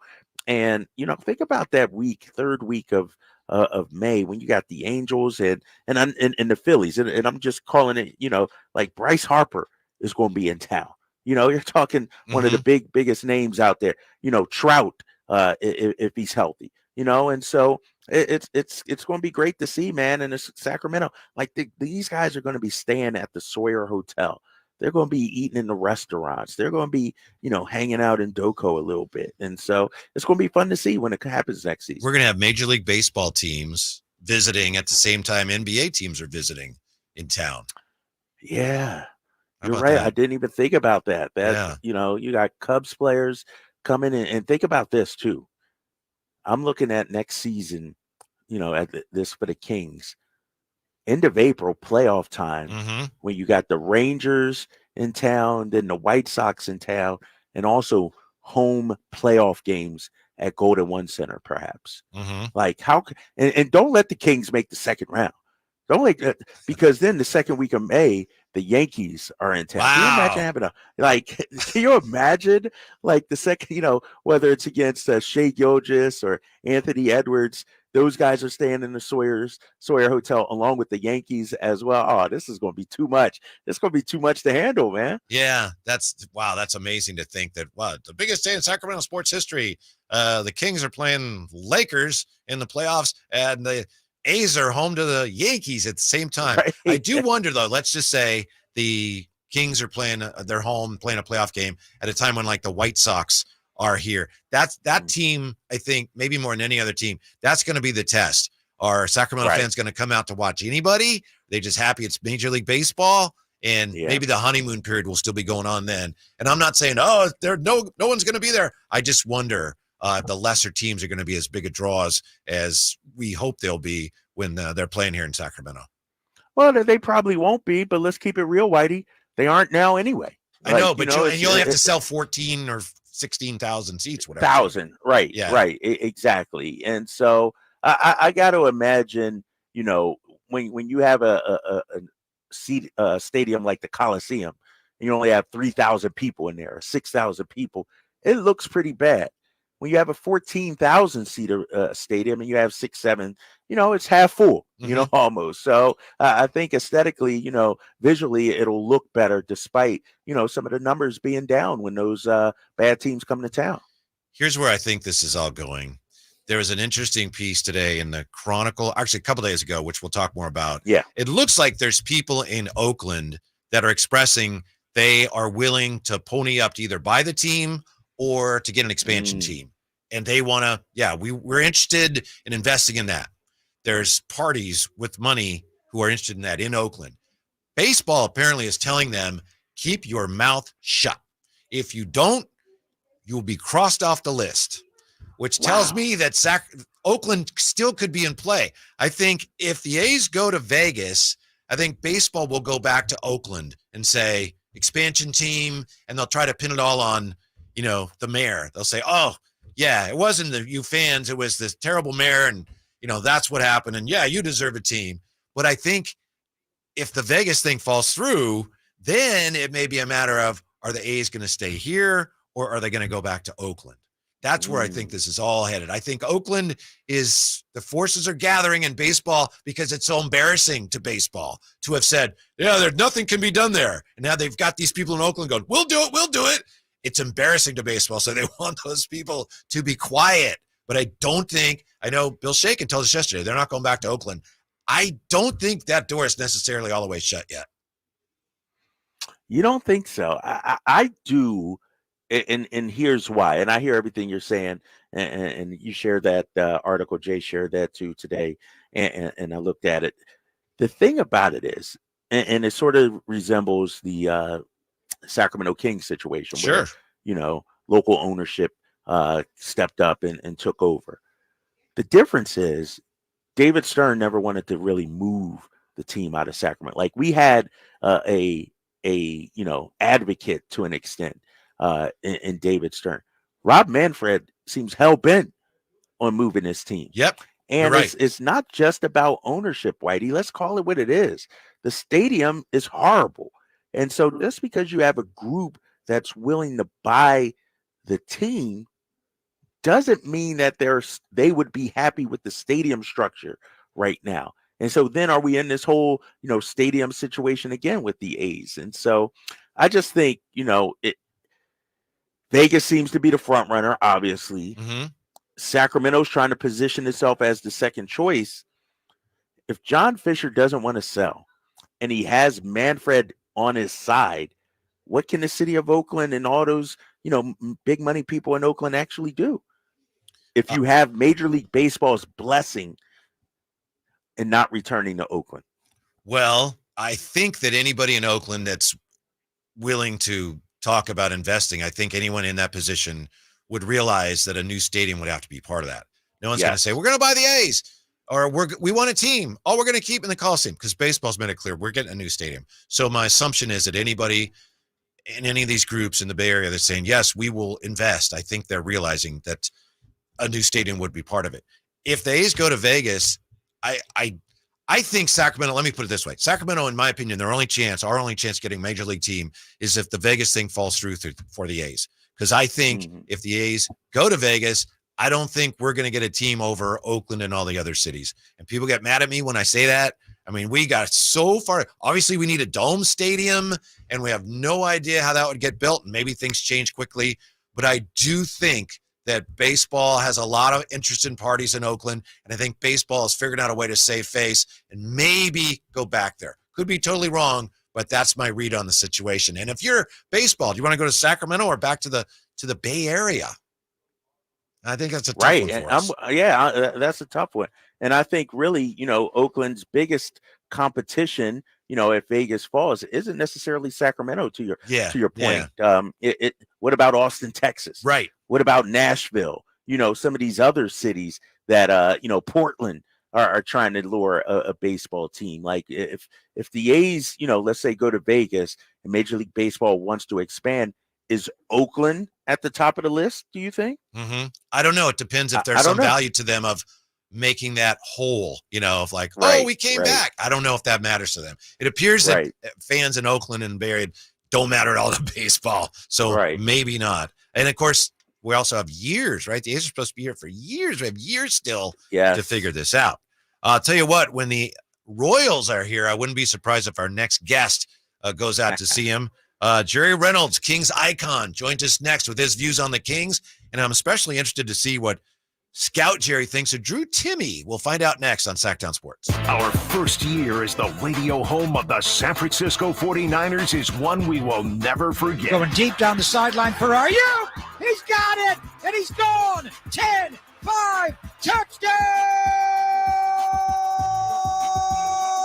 San Francisco! Aiyuk is on fire! Congratulations to the 49ers on a terrific year. And thank you for so many wonderful memories. I'd like to take this opportunity to remind you once again that, please remember this, not all gas grills are created equal. So this summer, celebrate summer by bringing out all the delicious flavors in your grilled meals with the amazing Napoleon Prestige and Prestige Pro line of outdoor cookers with features other grills cannot match. They're built different, built better, built to last. They're made with premium stainless steel, boasting quality and a lifetime warranty. Napoleon grills and accessories now available. Check them out as quickly as you can at your nearby Amy's, Ace Hardware in Sacramento, and now El Dorado. 18 number ones. What was I thinking? Countless ACM and CMA awards. Sold out world tours. And now Dierks Bentley is coming to Sacramento for Country in the Park 2. September 28th at Hart Health Park at Cal Expo with Parmalee, Dasha, Kelsey Hart, and more, plus line dancing, food trucks, and more. Tickets available now at CITVFest.com. Brought to you by McKee Brothers, Clemmy Reuter and Heat, and Dawson Oil Company. Our daughter Jessie loves playing detective. But since we discovered she has sensitive skin, we've been playing detective too. We thought the problem was our puppy. But it was actually our old detergent. So we switched to Tide Free and Gentle. Tide Free and Gentle has no dyes or perfumes, so it's gentle on your skin. If it's got to be clean, it's got to be Tide Free and Gentle. This back-to-school season, Tide and Downy are giving back with $1.5 million in scholarships. Enter to win. No purchase necessary. US/DC 17+. End September 30th. Rules. Tide.com/scholarship/official rules. Did you know your skin is the largest organ of your body? Huh? That's why you should shower with Old Spice Super Hydration Body Wash instead of plain old bar soap. Love your skin by super hydrating it with vitamin B3 and glorious notes of vanilla and shea. Did you know that my super hydrated skin is the second largest organ of my body? The first is my heart. Old Spice. Men have skin too. Old Spice Super Hydration Body Wash. 24/7 renewing moisture with daily use. Summers are for Sacramento Rivercats baseball. Your Rivercats are home this weekend, which includes the fan favorite Star Wars Night on Saturday, July 20th. Bid on limited edition Star Wars jerseys and meet your favorite characters throughout the game. Elevate your experience with the VIP home plate tailgate while tickets last, and stick around postgame for a Star Wars-themed fireworks spectacular. For more details and to purchase tickets, visit rivercats.com. Jerry and Kenny here from Bell Brothers. And if you've even thought of replacing your old, outdated, inefficient windows, now is the time to take action. Right now at Bell Brothers, when you buy one window, you'll get the second one for 30% off. That's right. Buy one, get the second one 30% off. That's real savings, up to $6,000. You have to buy at least 4 windows to qualify, and you can't mix windows and doors. But beyond that, every second window is 30% off. For example, when you buy 10 windows, you will get 5 windows at 30% off.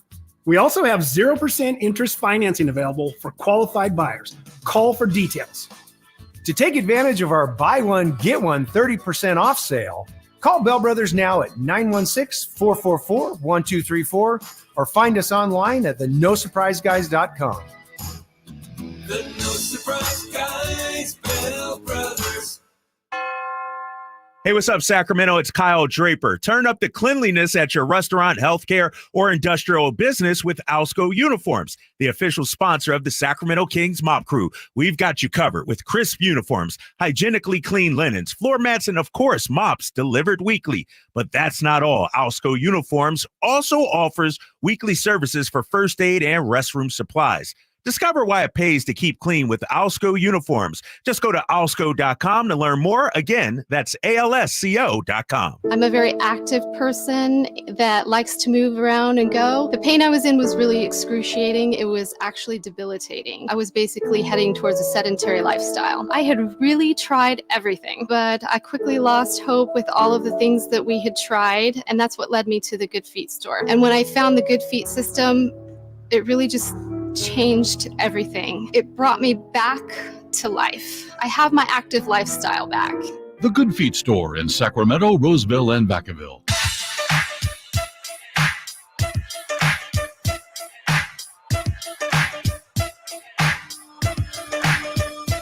Live and local. Live and local. This is Sactown Sports. Jerry Reynolds joining us in just a moment. Before we get to that, let me just say this. We had a commercial there for the River Cats and their Star Wars night. I went to Star Wars night at the River Cats game a couple years ago. I was doing some Big Brothers, Big Sisters stuff, and I took Will, my guy. We went out there. It was great. He had a great time. The fireworks were great. The only people that I didn't think had a great time were some of the people in the Star Wars costumes because, it's kind of warm. And some of those things, I was sure they weren't too, like the Darth Vader guy. It's very hot. But it was great. It's really a nice time if you get a chance to do that or you're thinking about it. I definitely recommend Star Wars night at the River Cats game. Yeah, good ballpark, good family outing. I've taken the kids there a couple of times, in our time here. They like to go in the outfield. Out there behind right field. No, it's a good time out there, man. Absolutely. And then next year, you can probably do a doubleheader where you can probably on a few dates watch the River Cats and then stick around and watch the A's in the same ballpark. Oh, we can only dream. Day night baseball. Yeah. Nice enough to join us now. Like I said, I'm sure when the Kansas City Royals come in next year, he's going to consider checking them out at Sutter Health Park. Jerry Reynolds. Jerry, you going to check out the Royals? You getting back into baseball next year when the A's are here? Might. I can't promise. I was kind of a Royals fan as being the front runner that I've always been when they were really good. Back in George Brett days and Willie Wilson and that crew. That was fun to watch. We lived pretty close to the stadium, so my son's was a huge Royals fan. Still follows them. Nice. Me not so much. Well, you were, and I always get this wrong, but you in high school, you had your school record for batting average by a second baseman or a state record or something, didn't you? Well, a school record. I think it still stands. It was for 4 years. Because I played. It's Indiana baseball, so that don't really count. I mean, I've been out here long enough. I've been out here long enough to know better. No, it's not the same. But anyway, all you can do is be the best of where you are. You can't. I couldn't compete against the California kids because I was in Indiana. But what did you hit? Do you remember your average? Yeah, 448 for 4 years. Wow, that's pretty good. Gee, that's Hall of Fame numbers. Wow. I'll tell you what, I could nail those 60-mile-an-hour fastballs. Jerry, we appreciate your time. Of course, we want to talk basketball as well. Can you just give us your scout's eye view of a guy that a lot of Kings fans are enjoying in Summer League, Drew Timme? What kind of NBA prospect could he be? Well, he is a prospect. A highly skilled guy. To me, he's a junior varsity version of Brad Miller. He's kind of like Brad. Maybe it's hard to say just which one had the most quickness because they were both lacking in that skill. But Brad was a little bigger and stronger, and obviously had a terrific career, 2-time All-Star. And Drew's not that good, but he has skill, a lot of skill. You could, at least in my mind, you could sort of see him in a limited backup role. I'm not sure that the Kings are the best team really for his skill set, since they really could use a little more athleticism, I think, with their current roster. But that's, but there's other teams that he would probably fit better on. Hey, Jerry, one of the things we've talked about on the show recently is, we see college players, are stars, and then, they get to the NBA and it's a different game. Some of the guys we've talked about in the past, Luka Garza, let's say, we're talking about, Drew Timme even, stellar college career, but it doesn't translate to the NBA. What's the biggest difference or challenge, would you say, coming from college to the pros that these guys are facing now? I think the quickness and the speed of the game, as well as athleticism, in the college game, it probably turns out to be a little more under control, to where coaches, can kind of cover for guys a little bit. They can, like say a Luka Garza was a terrific college player, and we've seen that over the years, guys who were terrific college players, but really didn't have the game translate to the NBA, the Adam Morrisons, or, you can go on and on every year. And so I think the speed of the game and just the size and athleticism at each position really changes a little. May not necessarily be bigger, but it generally quicker. You can be, pretty good point guard in college, but, then all of a sudden you got to guard De'Aaron Fox. Well, that's a little different world for you. Yeah. And it seems, Jerry, that a lot of pundits and observers and maybe even some scouts thought that Zach Edey would be one of those guys, kind of a tweener, but there's a lot of indications that he's actually going to be better than that, right? I think so. Yeah. I just saw the one game he played, but I thought so anyway. He's so big. Yeah. It's like focus on what he can do, and what he can do is get position, and he's got a very skilled guy. Is he going to be able to guard wings out on the floor? No, but then a lot of centers can't. I think Memphis, I think he'll find a way to be pretty valuable right away. I'm not saying he's ready to be a, contender for, a top 10 center, anything like that. But, I think they got a guy they can play. Great. Hey, Coach, when you watch Summer League, and I'm saying from a coach's perspective, one of the things I noticed, and I was watching Bronny James the other day, and, at times it seems like in Summer League, guys are trying to show what they can do. From a coaching standpoint, are you looking for guys that can show what they do, or guys that play in the system and play the game the right way? Like, how do you, value that when it comes to a guy that's, doing a lot of one-on-one, maybe hitting some baskets, versus the guy that's, doing whatever it is the team needs?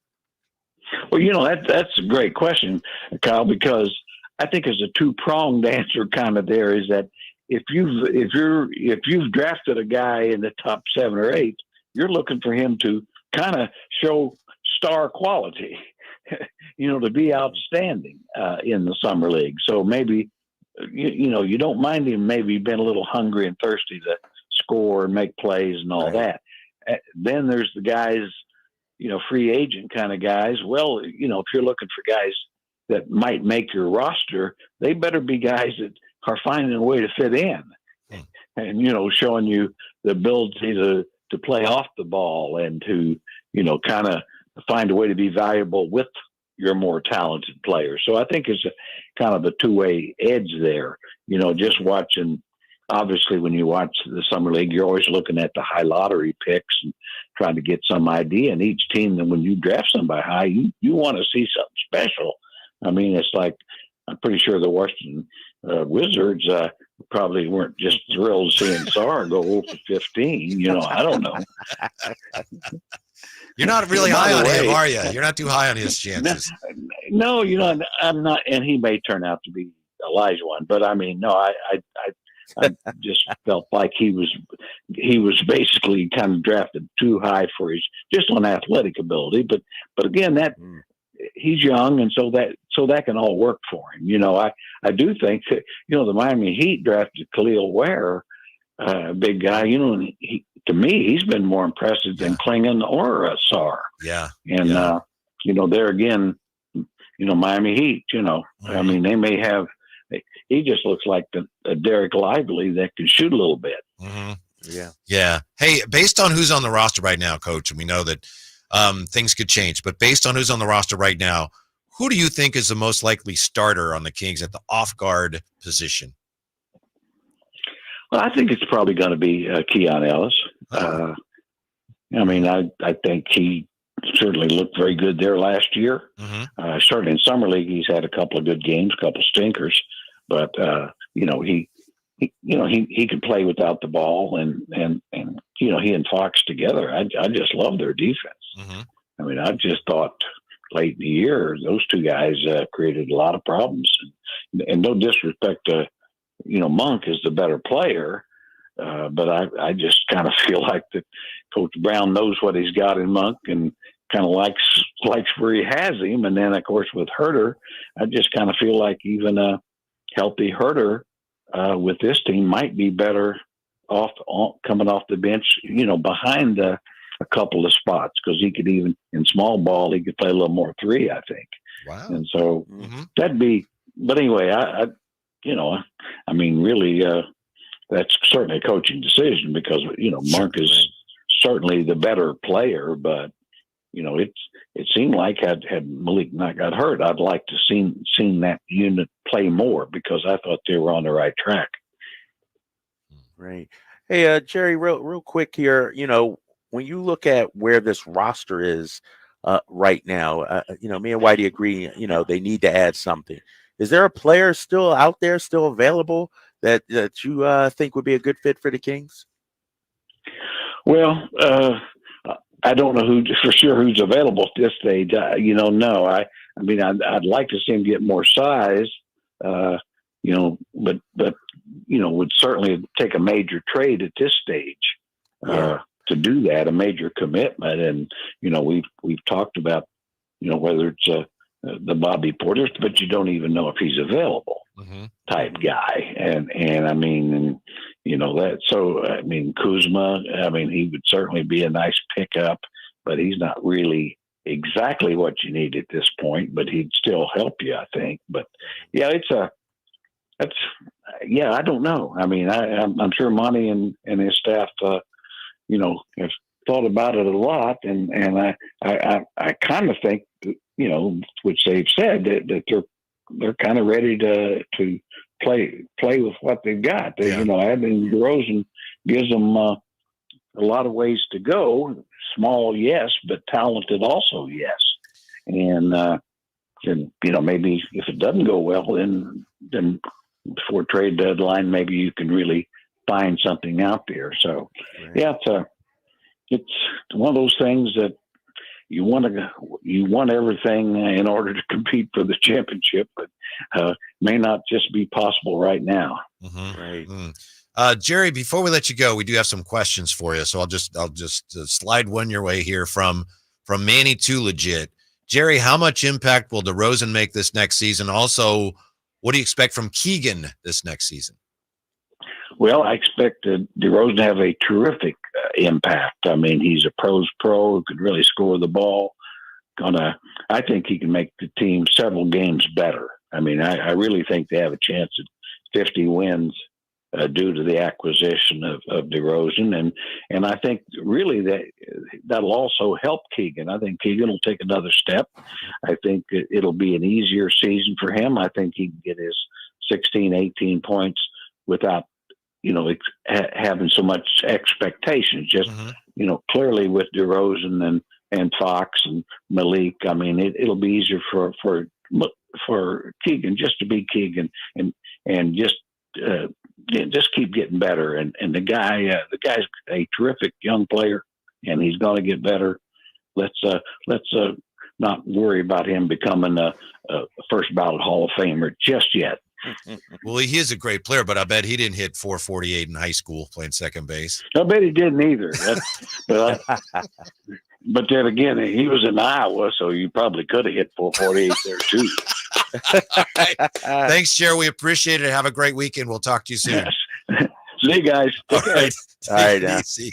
Oh, so which King has made the most of Summer League so far? And what do you think of Coach's assessment of Drew Timme? We'll get into that next year with the Drive Guys on Sactown Sports. You never know what you might hear when listening to a Sacramento Kings game. Out of Keegan, going for another triple. Man, is he feeling it. Keegan, can he do it? Yes, there's number 11, Keegan Murray. Keegan steps back. He just knocked down his 12th three-pointer, a Kings franchise record. He's got 45 points. Never miss a moment of Sacramento Kings basketball with Sactown Sports and the Sactown Sports app. Sacramento weather is brought to you by Folsom Lake Kia. I'm meteorologist Heather Waldman in the KCRA 3 Weather Center. It'll stay warm Thursday evening, but temperatures will eventually drop in the mid-60s to start Friday. Friday afternoon, expect highs around 105 in the valley. Get the latest forecast on the KCRA News and the KCRA app. Coach Doug Christie here to remind you, if you're in the market for a new car, shop Folsom Lake Kia. Low interest rates, low payments, and zero down deals with approval of credit. Folsom Lake Kia, over 25 years, right here in Folsom. At Ashton & Price, we get injury victims to yes. Experience, yes. Ashton & Price has been around for over 25 years.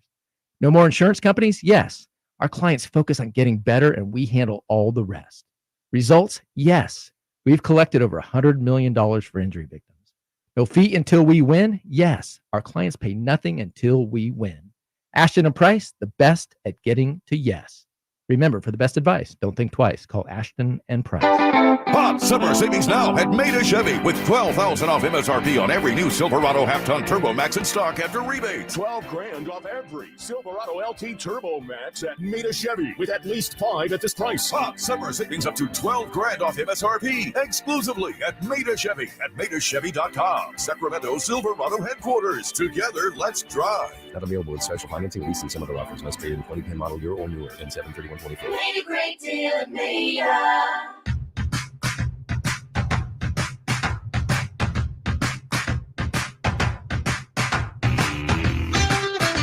The Drive Guys, live and local, every afternoon, Monday through Friday on Sactown Sports. Thanks for being with us. We just spoke with Jerry Reynolds, former Kings coach, one of 2 former Kings coaches that we're going to have on the show today. Emus, Eric Musselman's going to join us at 5. And very optimistic view there, Drapes, or maybe it's a realistic view with DeMar DeRozan. He says, Kings can win 50 games this year. That's without any other roster addition. So that's encouraging.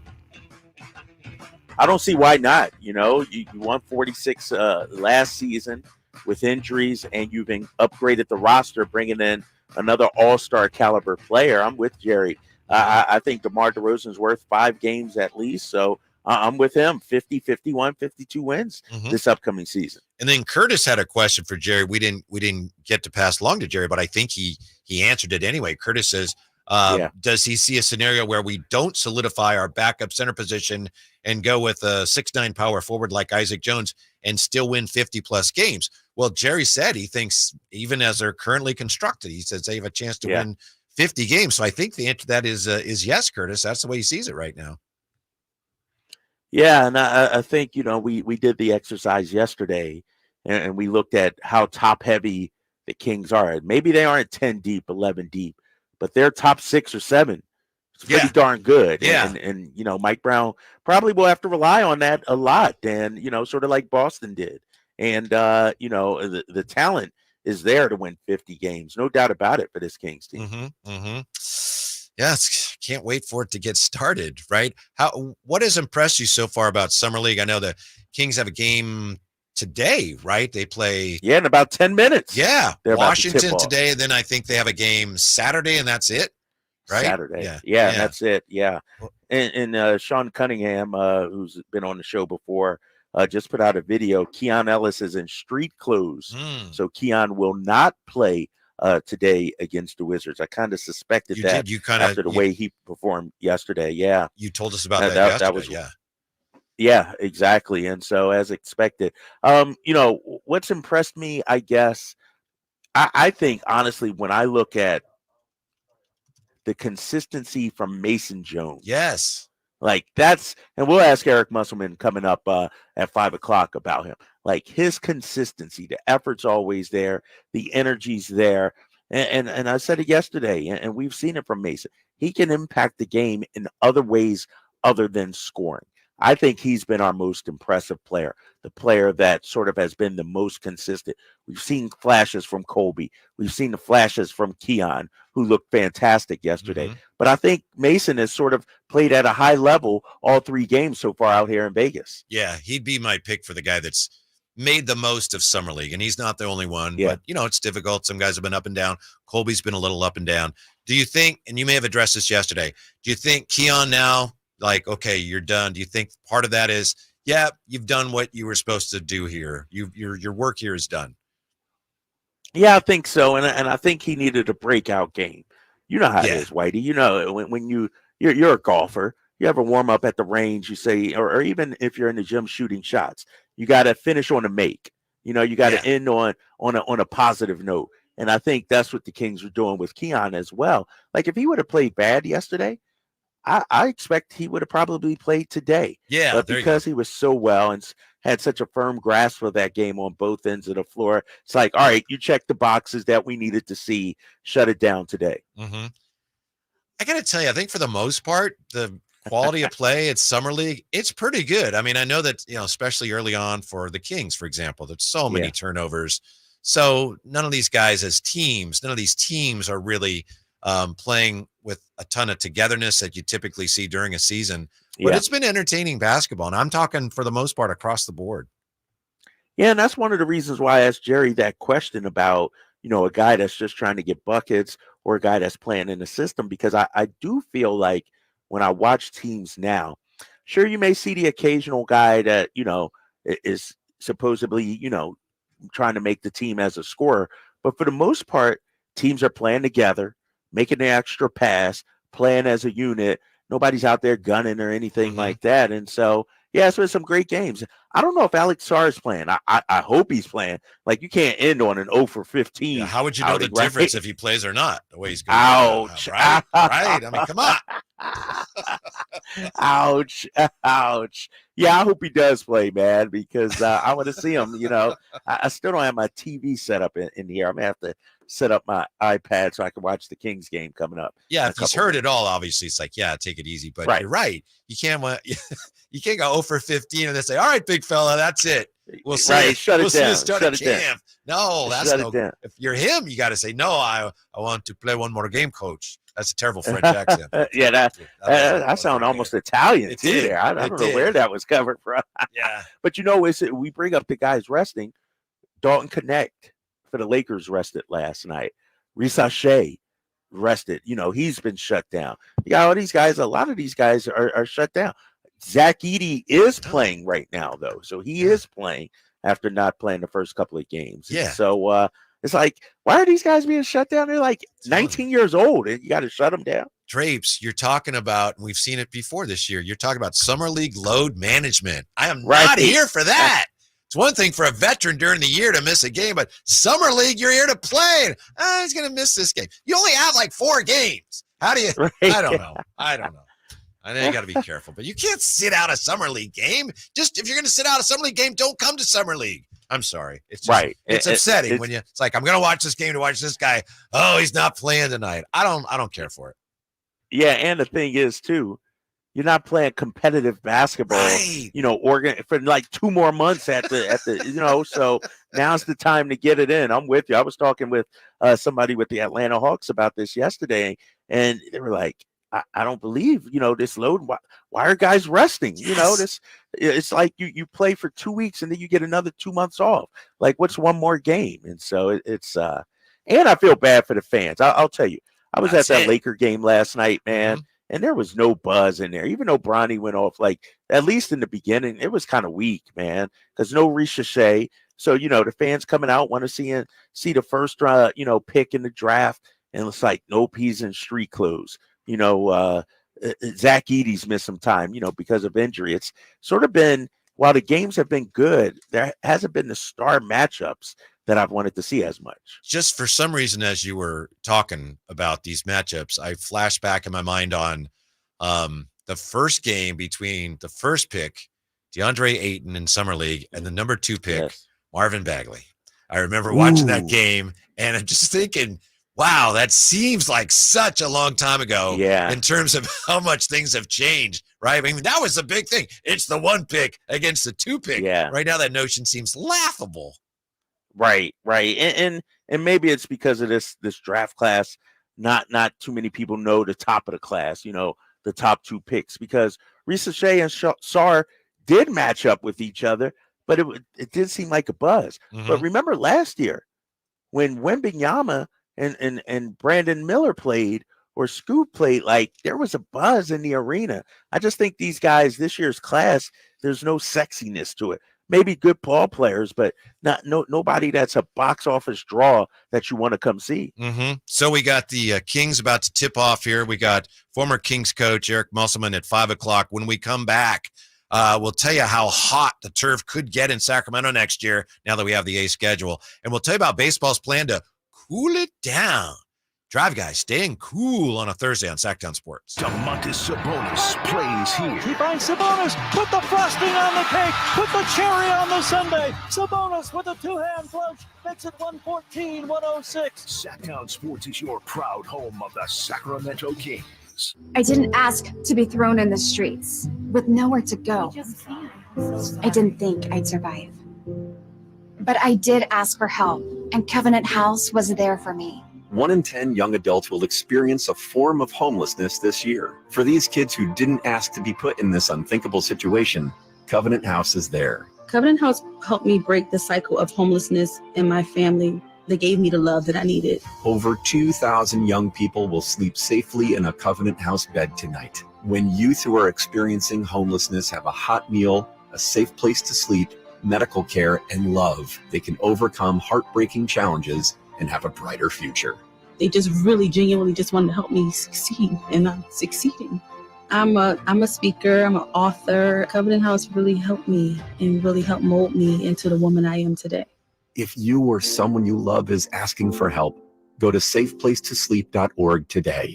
I'm Ken Korak with your Green and Gold Report, brought to you by Xfinity Mobile. Connect to the most reliable 5G network nationwide. Well, the A's first pick in this year's draft is Wake Forest first baseman Nick Kurtz. Now, Kurtz, a 6'5" left-handed hitter, has drawn comparisons to Matt Olson and maybe even Hall of Famer Jim Thome. And even though the A's had the 4th pick in the draft, A's scouting director Eric Kubota said that Kurtz was the first pick on their board. Want to save on some of the biggest names in streaming on the network made for streaming? Now through September 21st, get 150 megabit Xfinity internet for 12 months with a 1-year contract. And for just $15 a month, add the new Stream Saver. That includes Peacock, Apple TV Plus, and Netflix for just $35 a month. Switch at Xfinity.com today. Restrictions apply. Requires paperless billing and auto pay with stored bank account. Equipment, taxes, and fees extra. After promo, regular internet rates apply. Currently $54 a month. Actual speeds vary. Stream Saver requires Xfinity internet or TV and price subject to change. Summer is finally here, and so are all the best deals on DeWalt Power Tools at Fasteners Inc. Tool Outlet in Sacramento. Drills, impacts, circular saws, you name it, we have it for the best price in town, guaranteed. Whether you're a weekend warrior or a seasoned tradesman, we've got all the DeWalt products you need to crush your next project. So come on down to Fasteners Inc. Tool Outlet today on Power and Road for better tools and better prices. For more info, visit fastenersinc.net. Grab the keys to a new Toyota. This summer, get out there and explore California in a brand new Toyota truck. Answer the call to adventure with powerful performance and Toyota's legendary reliability. Don't miss a low lease on the fully redesigned 2024 Tacoma or low 1.99% APR on 2024 Tundra and Tundra Hybrid. It's time to make this summer one to remember. Toyota. Let's go places. Offer available through TFS to buyers with premium rated credit. Excludes TRD Pro and Capstone at 7/31/24. Quick Quack Car Wash takes the drama out of keeping your car clean. Let's wash the car. Don't spray the hose inside the car. Oh. Our convenient wash packages make it easy to get your car soaked, scrubbed, and on your way. Protect your car from sun, rain, and pollen with a ceramic duct wash, and get our in-wash light show and an unbeatable clean. Oh, the kids filled the gas tank with water. Of course they did. Quick Quack Car Wash. Come in today and get 25% off any wash.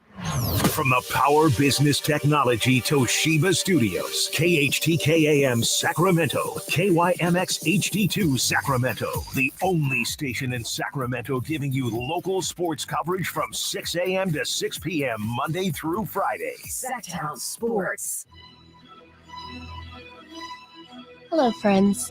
I'm Simone with your leaderboard standings from the first round of the 2024 Open Championship. The Englishman Daniel Brown sits solely atop the leaderboard today after the pursuit and sits with a 6 under, followed by Shane Lowry of Ireland in second with 5 strokes under, and our very own JT Justin Thomas also seemingly enjoying the Scottish links with a 3 under at 3. Tiger Woods finished the arduous day with an 8 over, and we'll have your projected cut line going into the weekend tomorrow afternoon right here on Sactown Sports. Your update this afternoon is, of course, provided by Naturewood Home Furnishings, where it's all about choices and always about quality. Welcome back in to the Drive Guys.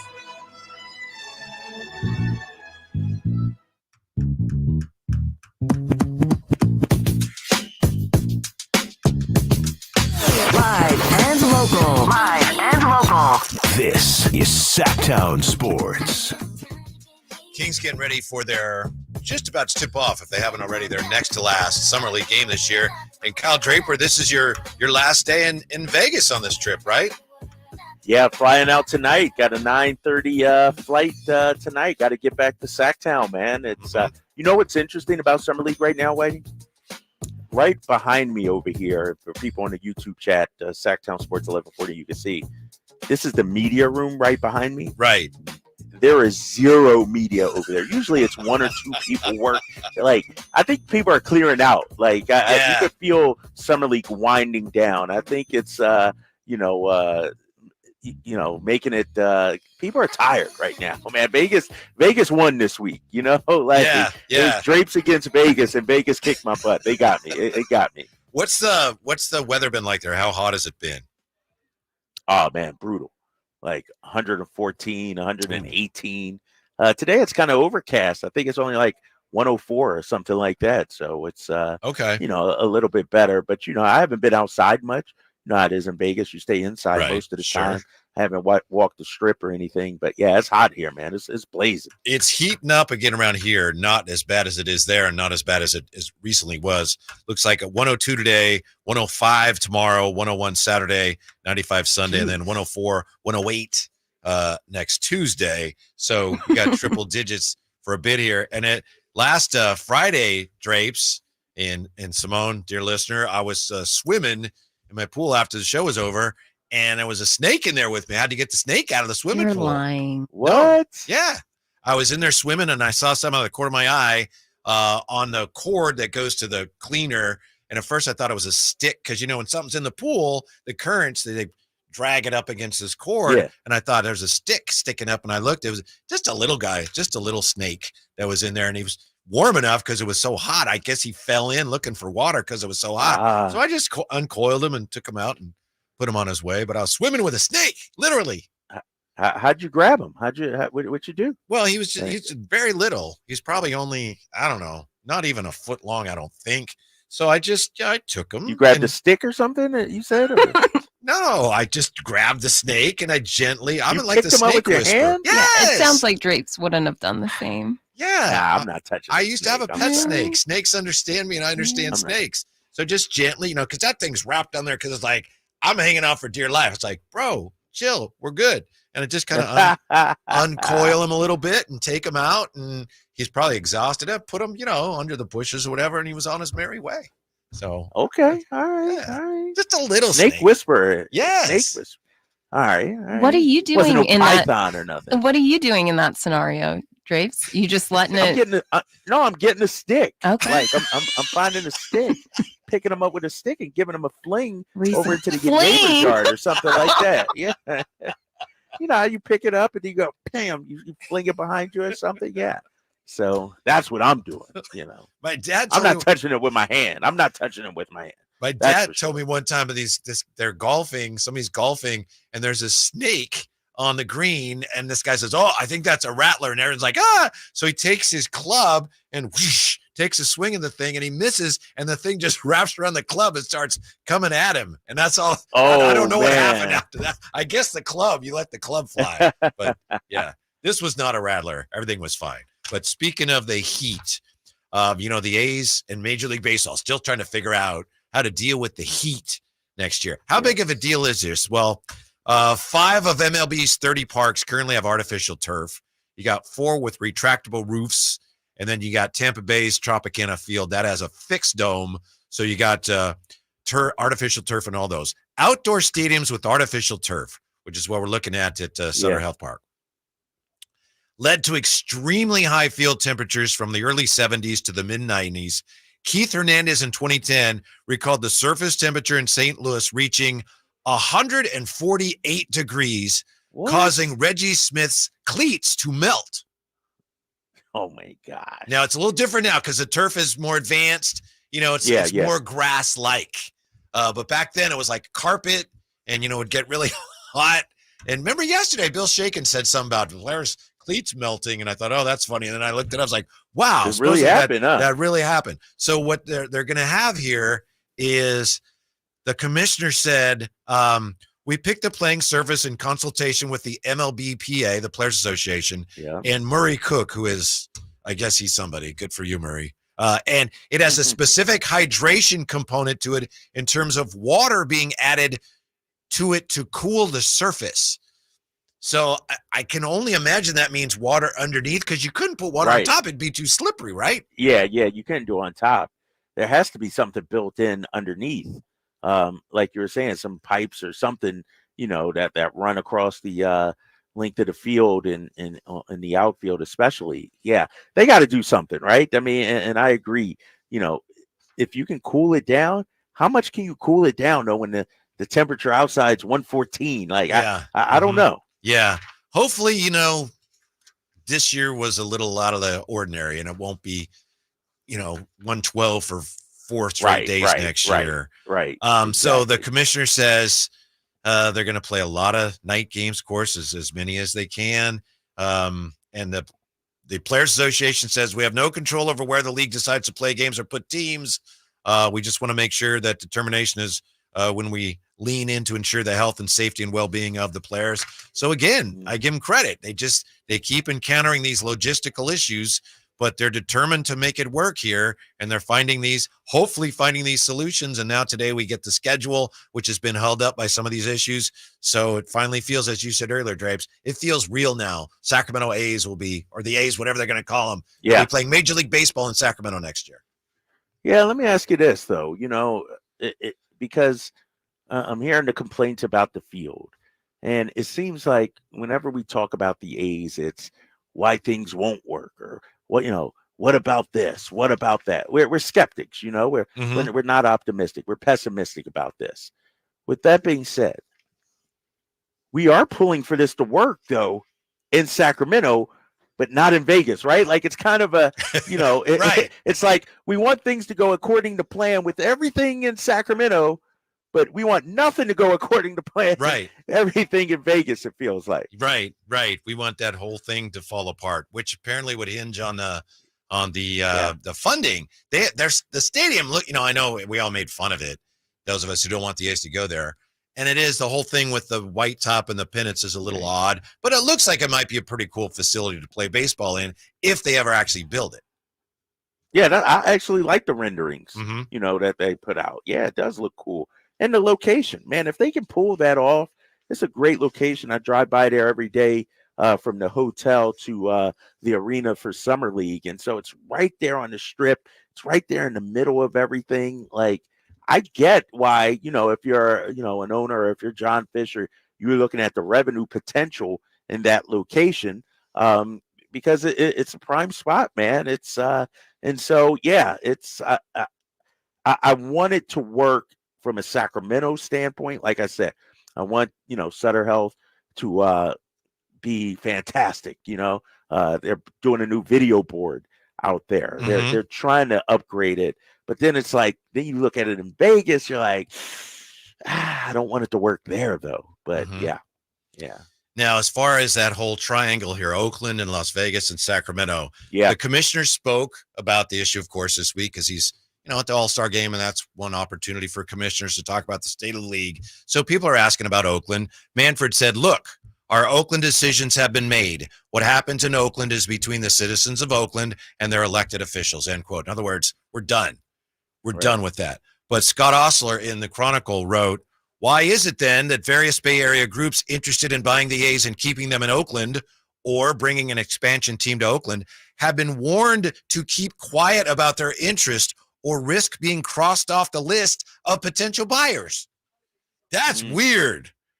He says the warning has come to prospective buyers from Oakland officials who say they have tried to get MLB to lift that gag order so the world can know that there are folks with money who believe in Oakland as an MLB city. And Ostler asks, could it be that MLB is worried that a local potential buyer who publicly has interest in buying the A's would make the commissioner and John Fisher look bad? That certainly would. So I don't know what that means for Sacramento, but I just thought that was very odd. And I'll tell you this about Scott Ostler. He's been a writer for a long time. This is a column, but he's a very good reporter, and he's another guy. And I say this about a lot of guys, but only if it's true. He's not going to make stuff up. Right. And I think, when you look at it, Whitey, too, from a Major League Baseball standpoint, it seems like they're hell-bent on Vegas. And they're using the A's as the way to get into Vegas. Why not wait and just have an expansion team there? I don't know. Right? It just seems like they're hell bent on getting the team to Vegas, and Manfred and the other owners see the Oakland A's as almost like a sacrificial lamb. Like you're the guinea pig. You're the one we're going to put there. And so we don't want to hear any plans about staying in Oakland or any buyers, because that's not part of our agenda. That's not what we're trying to accomplish. Right. Yeah, I wouldn't be surprised if the big picture MLB is planning on some point to revisit Oakland, and then they'll come out looking like heroes. Hopefully, you're right. You deserved the team all along. It was that nasty mayor. It was her fault. She's the one that got in the way. Now we're giving you what you deserve. But I don't know. And that's one of the things, when we talk about this, as you said, we can be skeptical. I know I've been skeptical. People get mad at me, but I just think, as a community, as a city, we got to keep our eyes open on this, because we are potentially getting in to the den of snakes with some of these parties involved, like Fisher and Manfred. We just need to know what's going on so we can be extra careful. That's all. You're right about that. Yeah, it's like a used car salesman. Look at this nice new car. Yeah. Then you look under the hood, and then you take it off the lot, and you're like, oh man, I bought a lemon. So yeah, you got to proceed carefully, cautiously, if you will, with this. Yes, but speaking of Vegas, Bronny was the toast of Vegas last night. We'll tell you all about that when we come right back to the Drive Guys on Sactown Sports. Subscribe to Sactown Sports on YouTube and watch the Carmichael Dave Show with Jason Ross, Stiles and Watkins, and the Drive Guys, live Monday through Friday from 6 to 6. Plus, view archive shows and exclusive content. Subscribe at youtube.com/Sactown Sports. eBay Motors is here for the ride. 120,000 miles of night drives, daily commutes, and who knows how many. Are we there yet? Through countless fixes, elbow grease, and a new radiator, you kept your ride alive. With eBay Motors, you have over 122 million parts to keep it running. And with eBay Guaranteed Fit, they'll be the perfect fit every time. Plus, at these prices, well, we're burning rubber, not cash. Keep your ride or die alive at ebaymotors.com. Eligible items only. Exclusions apply. With Progressive's Name Your Price tool, you can easily find coverage options that fit your budget. If only it was that easy to name your baby. How about Jaden? Nope. Okay. Michael? Went to middle school with a glue-eating Michael. Sebastian? Dated one in college. How about Damien? Vampire name. All right. Greg? Not feeling it. Okay. No worries. Jeffrey? Oh, love that one. Wait, really? No. Find coverage options that fit your budget with Progressive's Name Your Price tool. Get a quote at Progressive.com. Progressive Casualty Insurance Company and affiliates. Price and coverage match limited by state law. Not available in all states.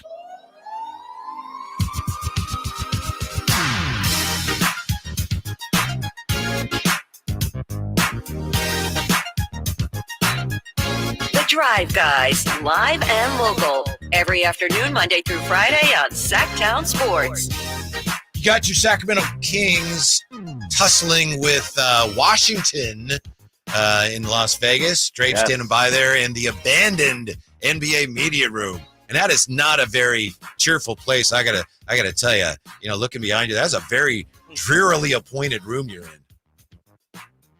Yeah, man. And there's nobody here. Like, you got some staffers that are working for the NBA, but there are no media members here. Like, I'm the only one right now. I got this whole area to myself, and it's kind of lonely. No TV set up. So I got my iPad next to me watching this Kings game, trying to stay up on it. But yeah, it's a lonely existence here right now. Now, I would think that doesn't everyone flock to Vegas for Summer League when we get into the Final Four and the playoffs and all that? Are you telling me that the Summer League playoffs are not that big of a deal there, Drapes? Everyone's leaving when the biggest games of the Summer League are about to happen? No, I don't know, man. I've never been on the weekend, but I will say this: it's you can see like dust. What is it? Dust bunnies or whatever it is rolling across. It's like people are getting out of here right now. I mean, think about it. People come super early this first weekend, super excited. And you got a lot of people that were here last week for USA basketball, and they've been here 10, 11 days already. People are dragging. We're zombies out here right now. Mm-hmm. So you have the game on. So it's a pretty close game so far, right? I got Sac up 15-14 with 3 minutes left the first quarter. Is that where you are? Yeah, you're a little ahead of me. You're just slightly ahead of me. Now it just changed to 15-14. I'm watching on my iPad, so it's a little bit delayed right now. Mm-hmm. Oh, good. Then Whitey can provide more play-by-play for you, Drake. Well, I play-by-play. Oh, please don't. Let me take off the headset here. Let me tell you, no mas. I'm about to tap out. No mas. Yeah. Oh, come on. I'm not prepared. But I don't know that the basketball world was prepared for what Bronny James showed them last night. I think you and I see this thing a little differently, but it was nice to see the young man play well and at least, put to rest for a short term all of the hate against what he's doing. Right. And that's the thing. Like, what's interesting about this is there are other players who are struggling here in Summer League. Like, Bronny wasn't the only one. We talked about Alex Sarr going 0 for 15, but when Bronny struggles, it's an issue. It becomes a thing. And I get it. It's Bronny James, 55th overall pick, 4-year contract, all this and all that. But he's going to struggle, guys. Like, this is just how it is. Like, it's not normal for a late second round pick to come in to Summer League and all of a sudden look like Michael Jordan or something like that. There's a reason why you're drafted that far behind, that far down on the list. And so there will be some ups and downs. I was happy, man, for him yesterday. Good to see him knock down a couple of threes last night. What do you think of his stroke? How'd he look? You've seen him play before. I know you saw him in college. Yeah. I saw him in college, saw him again last night. And to me, his biggest issue is his inability to create space on his shot, meaning he's so undersized. He's not shooting over guys. So he got to be able to create the space. Even the first bucket that he made last night, the first jumper around the elbow, I thought, that's about to get blocked. Somehow he got it off. But he's a small player, 6'1", and so when you're being guarded by 6'4" guys, like, it's tough to get off your shot. To me, he could be a good catch and shoot guy when he has some space, but getting off his shot, I think, is going to be the hardest challenge for him. Mm-hmm. Apparently, his dad has been watching from overseas while with Team USA. So LeBron's keeping track of everything. And Bronny says that his dad told him, just stay aggressive, even though my shot hasn't been falling, just staying aggressive. And he was asked about all the attention, that he's getting, to the point you made. He said he's just trying to stay sane. He said it's something, with a smile about all the attention. He said it's something, but it's something I've got to deal with if I'm going to play at this level. It's a pretty mature view of it for a 19-year-old. I give him credit for that. Yeah, and think about this too, Whitey. Let's say you're 19. Let's say you're Bronny James. You're in the social media generation, right? Like, social media is your part of your everyday life. But because of your struggles and the negativity being spewed at you, your dad is telling you stay off social media. Like, how hard would that be? Like, the fact that somebody has to stay off social media because he didn't play well in a basketball game. He can't look at Twitter or go on Instagram or whatever without seeing hate. Like, to me, that's depressing, man. It's like, why should he have to stay off social media because he's not playing well at basketball? It's ridiculous, man. How many 19-year-olds, though, if their parents tell them to stay off social media, how many of them actually stay off social media? Really? Huh? Zero, probably. Yeah, Zero. exactly. That's why I feel bad for the guy, because he hasn't said it, Whitey, but you know darn well he's hearing all these, he saw the Jaylen Brown story, the lip reading and all that. Like, this stuff is all getting back to him. And the fact that, he has to deal with this while also trying to find his way in here at Summer League and in the NBA, that's a lot to handle, man. That's a lot on his shoulders, dude. Guerrero Gross asks, how hard do you think his dad plays with him? That's a good question. I remember asking Michael Thompson years ago before we really knew who his boys were, Trace and Clay, and I asked him, can they beat you yet? And he's like, no, the one can almost get me. He's in high school now. He can almost get me. But how much effort do you think LeBron brings now when he's playing one-on-one against Bronny? That's a good question. I have no idea. Like, and now that their teammates are going to be practicing against each other, right? Don't you got to go hard at them? Don't you got to, talk some smack to them too? Even, and so you play with Nick. How hard do you go against your boy Nick? I go about 80%. Yeah. I don't like. We don't play one-on-one as much. Because I'm still, I still got him by about 150 pounds. And so, he's a little runt, but, and I'm blocking his shot and everything. But the thing about him is he's quick, so he uses his quickness. And I don't want to get embarrassed also, Whitey. Let's keep it real. You know what I mean? Like, if I'm going 100%, this dude is kicking my butt. Like, oh, he's going to let me hear about it. So I go about 80%. Yeah, I know what you mean. I remember one year we were, on vacation. I think we were in Carlsbad and we were going to go to the San Diego Zoo or something. And before we went, where we were staying, they had basketball courts. And my daughter Lonnie was playing basketball at the time. So it's like, oh, let's play a little horse before we go. I think it was horse we played. She beat me. I was so, on the one hand, I was like, that's great. On the other hand, I was like, I can't believe I lost to my daughter. Oh, man. It was, it's really, really a mixed set of emotions you get. Exactly. Like, I want to beat him, but then when it comes to the point where you're starting to doubt yourself, you know what I mean? Like, I don't know if I can beat him anymore. You know what I mean? I don't know if I want to challenge this dude anymore, man, because he's better than me right now. Yeah. One of my, I wasn't a very good tennis player, but I played a little bit when people used to play tennis and not pickleball. And I think I was 15 the first time I ever beat my mom. She was really good, but I kept accidentally hitting drop shots, and she was a little older, so she couldn't get to the net. I won. And I didn't mean to, but that's what I was doing. And it's still like one of the great moments of my life. I beat my mom in tennis. Yeah. So all you doing the drops, making her come up to the net. I didn't mean to, but I just wasn't that good. And I'd mishit it. And she's like, oh, yeah, that's your point. Nice. Yeah. Oh, we got the Kings. Man. Frank says, my boy runs circles around me. That's true, Frank. Get back to the poker table, young fella. Get back to the poker table. Frank Perez. Yeah. How do you think Doug Christie has done, and what do you think he's learned so far from being the head coach here? It's been kind of an education for him, I think. Yeah, I think so. And you also got to look at the staff that he's had. I mean, losing Lindsay, his right-hand woman right there, 2 games in, it's like, oh man. And then, you're trying to get these guys to play the right way, to play with some competitive fire.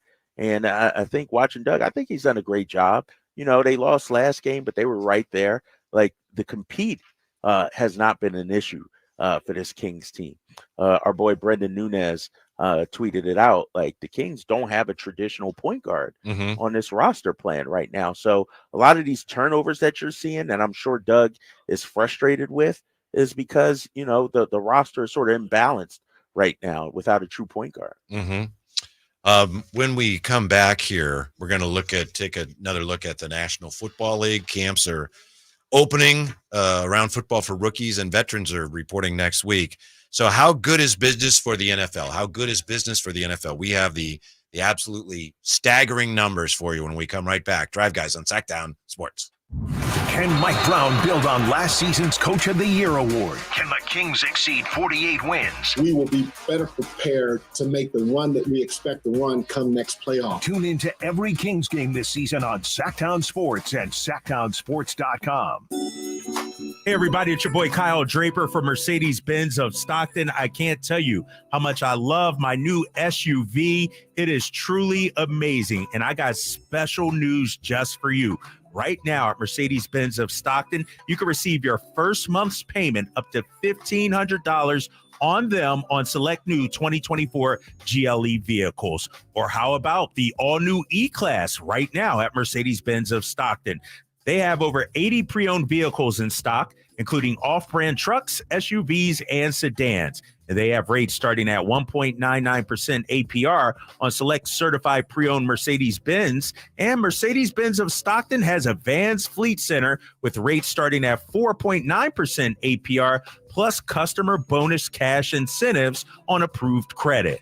Head on over to Mercedes-Benz of Stockton, just off I-5, or online at mbfstockton.com.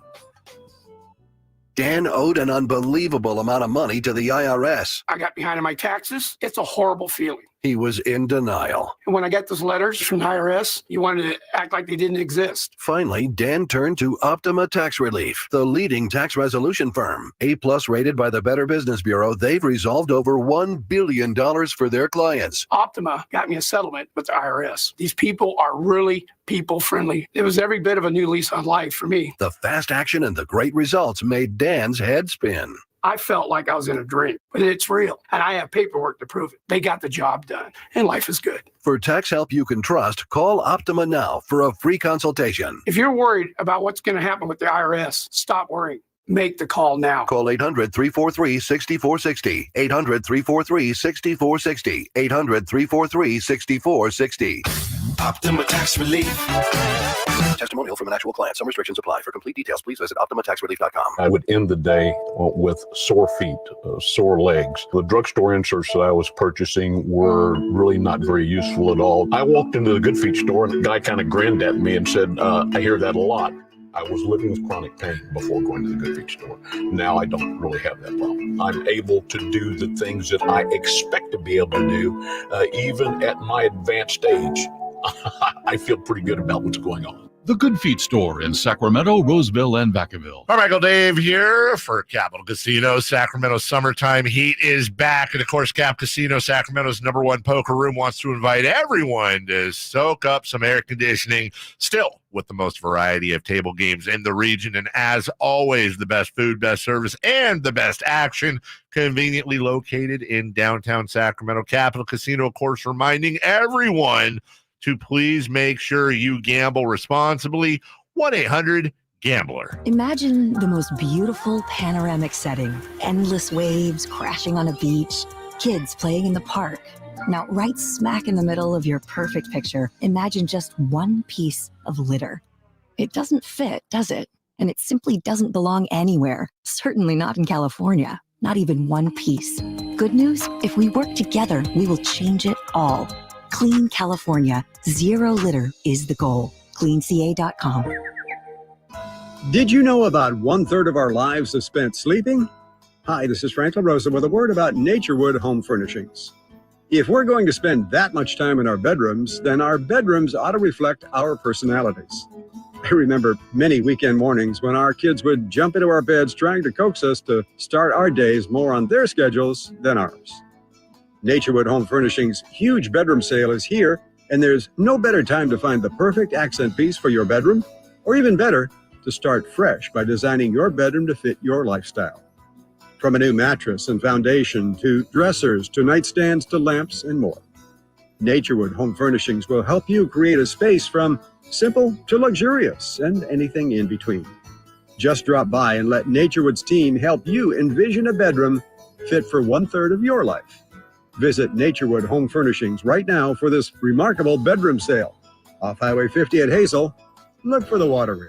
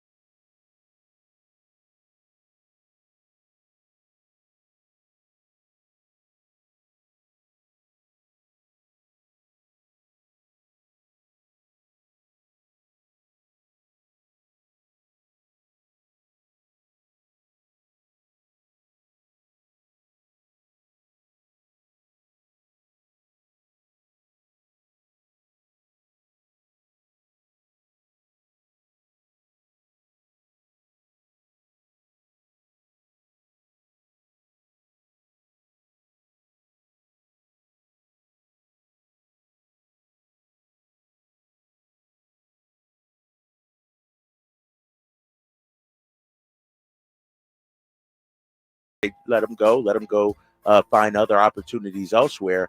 And regarding a point guard on the roster here, I think they really wanted to look at Kobe, Keon, and Mason in that role and put, more ball handling duties on their plate. Mm-hmm. Mason's got a little bit of size. Well, he's 6'4". I've seen him listed at 6'5", 6'4", 6'5", for a guy who can play some point. I think that's also kind of Keon's upside. He's got a little bit of size. So that'd be nice if you got somebody who can play the, wing position, a little bit of front court, and also run the point for you, as Mason Jones has shown he can so far in Summer League. Yeah, exactly. And, I think, when you look at him on both ends of the floor, that size is an advantage. And, like we said with Keon also, if they can develop their handle and become playmakers, nice little pass they just had. If they could develop their playmaking, then they become really useful. When you look at Mike Brown, sure, he's a defensive-minded coach, and sure, he's going to give you an opportunity if you get it done defensively. But in today's NBA, you can't be a liability offensively out there. And so I think, both these guys showing off more to their game than just, a stand-up shooter or just defense. I think that was what their goal was here at Summer League, is to be able to showcase them in some different roles and some different lights. By the way, and thanks, I forget who saw it here, but I mentioned New Orleans and Memphis. They're actually still playing. They're just in the fourth quarter. So I mistakenly said that game was over. They're actually still playing. But let me ask you this, Strapes. First thing I want to ask you is this a ridiculous question? Okay, so before you even answer the question, is it a ridiculous question to ask whether Bronny or Drew Timme is going to play more years in the NBA? Is that a ludicrous question? Is that a ridiculous thing to even ask? I mean, what they used to say, there are no dumb questions, no stupid questions, just stupid people or something like that, it's not a ridiculous. I don't know why anybody would care, but no, it's not a ridiculous. I think that's a legitimate question in terms of which one of these guys has more upside and will have a longer NBA career. Mm-hmm. We know Bronny does have a leg up because he's LeBron James' son. I mean, we see it in Milwaukee with Thanasis. If Thanasis been in the league a number of years, why couldn't Bronny be there? So yeah, it's not a dumb question. No, I'm not going to rip you for that. Let me try to answer it then. All right. I think I'd go. I think I would say Bronny. I think really, yeah. He's going to get a few more chances because he's LeBron's son, but that's not. We're talking about who's going to have the longest career. A few years down the road, I don't think teams are going to care so much whether he's LeBron's son or not. Drew Timme is just. Jerry kind of spoke to this. Drew Timme's very skilled, but is he a good fit for the Kings right now? Probably not. I know there's a lot of fans that love him, but that's the problem. He just has to find perfect situation for him because he's limited. Unless he finds some other dimension to his game and becomes an incredible three-point shooter or something, he's going to have to find the right situation over and over and over, I think, to have a long career. I hope him the best. I hope he does that, but I think that's going to be tricky. Yeah, especially in today's NBA, right? With spacing and then having to defend out on the perimeter as well. You may be right. The only thing, I think about Bronny, and, we'll see, how his career develops, but let's say the Lakers at some point cut him. There are a million guys like Bronny James out there. You know what I mean? Like, why would he get, the invite to camp or whatever? Like you said, eventually that just the fact that you're LeBron's son isn't going to be enough to get it done. And so why would, another team be interested in Bronny James if he flames out with the Lakers? Maybe to give him a look.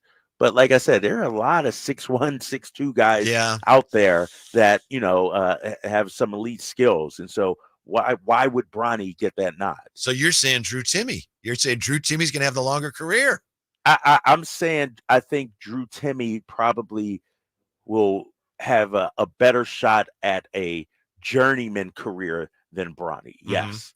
Yeah, that's what Bronny could. About. Yeah. Yeah, Bronny could thrive and be a member of the Lakers for 10 years. I don't know. But I do wonder if he is let go at any point over the next few years, is he just a G League guy? Is he just bouncing around? Like, I do think Drew Timme, we'll see it here this year. Mm-hmm. He'll probably get signed to the Stockton Kings squad, play some G League. Next year, maybe go somewhere else. Like Drew Timme is going to be around the NBA. He may not be in the league full time, but he's, going to be around. I think if it flames out for Bronny in LA, where else does he go? Who else takes a chance on him? Yeah, on the chat, and thank you. Frank was the one that pointed out to me that Memphis is actually still playing. But Christopher Hand says, Drew Timme is making our team. I don't think so. Who did we have yesterday? Coach Savage said, oh, he should start at the 4 with Domas at the 5. I understand why fans get carried away with a guy that I saw him in college. He was really good, and he's on the team, and he looks good in summer league. But it's just that step from college to the NBA is one that is not kind to a guy like Drew Timme. Yeah. And we just had Jerry Reynolds on talking about it as well. Just going from the NBA, from college to the NBA, it's a totally different game. I do think Drew Timme, I would love to see in Stockton. Like, he is a professional basketball player. Yes. He has skill. He has soft touch. He has good hands around the basket. But think about this too, Whitey. And this is something as an organization, the Kings, we got to, focus on. We got rid of a guy like Neemias Queta. Remember him? Yeah. They do. They love him in Boston. World champion Neemias Queta. Yes. I was talking to somebody yesterday from Boston, and they said, dude, I could see Neemias starting opening night with Kristaps Porzingis hurt. Remember, Porzingis is going to be out for some time. And so, I would like how we did with Keon Ellis. Maybe Drew Timme is that guy we develop instead of just, all right, we're going to cut you, and then he goes and thrives somewhere else. Like, invest in some of these guys, build them up, and see what you have in them. I think it's really interesting that last year, if I remember this correctly, the way this happened, the chronology of it, you had Neemias Queta about a year ago. They let him go. Then they bring in, remember, Nerlens Noel comes in, and that just didn't work out for a number of reasons. And then they bring in JaVale McGee late, and they didn't play him much. That didn't work out. So, why didn't they just stick with Neemias Queta? I'm sure there are reasons. And obviously, teams don't come out and say, well, this guy can't do this. That's why, we don't like him. There had to be a reason, but it is curious that he's got a ring, and Nerlens Noel didn't even make the roster. Didn't even make the squad. Yeah. Like, I didn't even see Nerlens Noel. Yeah. It's crazy. And so, like you said, teams have their reasons, but it's crazy how one squad can love a guy and another franchise could be like, nah, we don't have any use for him. Like, they love him in Trump. They just gave him a multi-year contract in Boston this offseason, re-signed him. And so, yes, he's a project, but it's clear the Celtics feel like, you know what, we're going to invest in this guy, and he can help us win. Wow. So you're going Drew Timme there. I'm surprised. Huh. It's a pretty solid answer. Yeah. Real quick. Thank you. Yeah. I was kind of leaning. I thought, well, he's going to go Bronny. So, I'll try to see if I can agree with it. Yeah, I can agree with him on that. And there you are. Leave me on the island. Real quick, because I said I was going to mention this. We got word on how much money the Packers are making. The Packers are, publicly owned. So they have to announce it. And then from that, we can extrapolate what the rest of the NFL is doing. Tuesday, the Packers reported a net profit of $60.1 million from local operations. They made $402.3 million in national revenue. And that means, you do the math, the NFL likely split almost $13 billion amongst every team in the league. And according to the Associated Press, the NFL's total revenue was higher than $12 billion for the first time ever in 2023. And those numbers are up roughly $1 billion from 2022. Dang. It's all because of your girl, Taylor Swift. Now, some of it probably is. Tay-Tay. Yeah, some new eyes to it. But think about this. You're talking, close to $500,000 for each team, that they're making a year. Like, oh my gosh, like 500 million, 500 million, $500 million for each team. And I remember, you had the DeMar Hamlin situation. Right. You had guys being hurt. You had, protests. Like the NFL always finds itself in the middle of something. Mm-hmm. And I feel like every year or every couple of years, Whitey, people say, oh, I'm never watching a game again. I'm done with the NFL. Screw that. It's the no fun league and all this. But year after year, man, it's Teflon, man. You can't destroy the NFL. Yeah. The NFL made more than $12 billion, and you still got, the league saying, well, we want to play 18 games. We want to move our schedule to more games. They still want more. It's ridiculous, man. It's disgusting to me. They want games every day of the week out there right now. Mm-hmm. Now they're taking over Christmas Day from the NBA. It's like, my gosh, like it's a monopoly they got going on, man. And you're right. They want more and more money, and it's kind of disgusting. And they'll get it. Right? They want more, and they'll get it. When we come back, it's time for another episode of Would You Eat It? I hope you're ready for that. Drapes next on Sactown Sports. The NFL's leading rusher plays here. The handoff to McCaffrey, walks in the end zone. Handoff to McCaffrey, takes it right down to the goal line. He does his thing again. McCaffrey goes in motion right. Backwards pass led by Juszczyk. A block there. Hurdles a man. 10-5. Touchdown! CMC! You can hear all of Christian McCaffrey's touchdowns on your home for 49ers football. Sactown Sports. Hey, what's up, everybody? It's your boy, Kyle Draper. Equip your staff with top-notch uniforms, professionally cleaned and delivered weekly to your workplace by Alsco Uniforms, proud sponsors of the Sacramento Kings Mop Crew. Our services include uniforms, towels, floor mats, mops, first aid supplies, and restroom essentials to uphold cleanliness and safety standards in your business.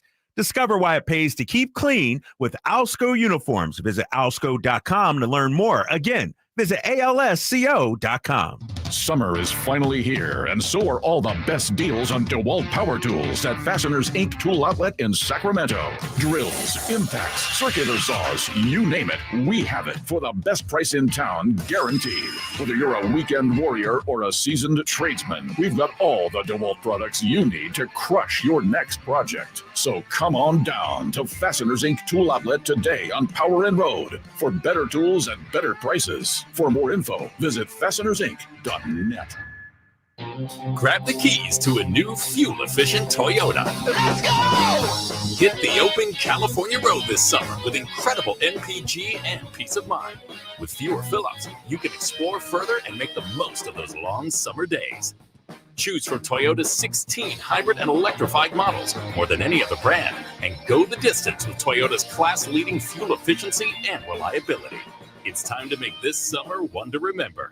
Toyota, let's go places. Got a drain that's clogged up? Or maybe a toilet? Or a faucet that just won't quit leaking? Kenny and Jerry here from Bell Brothers, and we want you to know that it does make a difference which plumber you call. At Bell Brothers, we respect your time by showing up when we say we'll be there. Our technicians are all background checked and drug tested, and will greet you with a smile. They're trained to do the job right the first time, and they carry over 1,000 parts on their trucks, so they won't have to order something and then come back later. They leave the work area cleaner than they found it, and your final bill will be the same as they quoted. That's why they call us the No Surprise Guys. So if you need a plumber, it does make a difference who you call. Call Bell Brothers. Our number is 916-444-1234, or find us online at thenosurpriseguys.com. That's 916-444-1234, or find us online at thenosurpriseguys.com. The No Surprise Guys, Bell Brothers. This is the story of the one. As a maintenance engineer, he hears things differently. To the untrained ear, everything on his shop floor might sound fine, but he can hear gears grinding or a belt slipping. So he steps in to fix the problem at hand before it gets out of hand. And he knows Grainger's got the right product he needs to get the job done, which is music to his ears. Call, click Grainger.com, or just stop by. Grainger, for the ones who get it done. Okay, if you're sleeping on the hot summer styles and great prices at Kohl's, you're missing out. I just shopped there and scored stylish shirts for my husband, along with some cute crochet dresses for myself. Plus, I saved 30% with my Kohl's card. But even if you don't have one, you can still save an extra 20% on some other great finds and earn Kohl's cash. So what are you waiting for? Take your summer style from hot to sizzling and get to Kohl's. Select styles, 20% off GPO, valid through July 21st. Some exclusions apply. See store or Kohl's.com for details.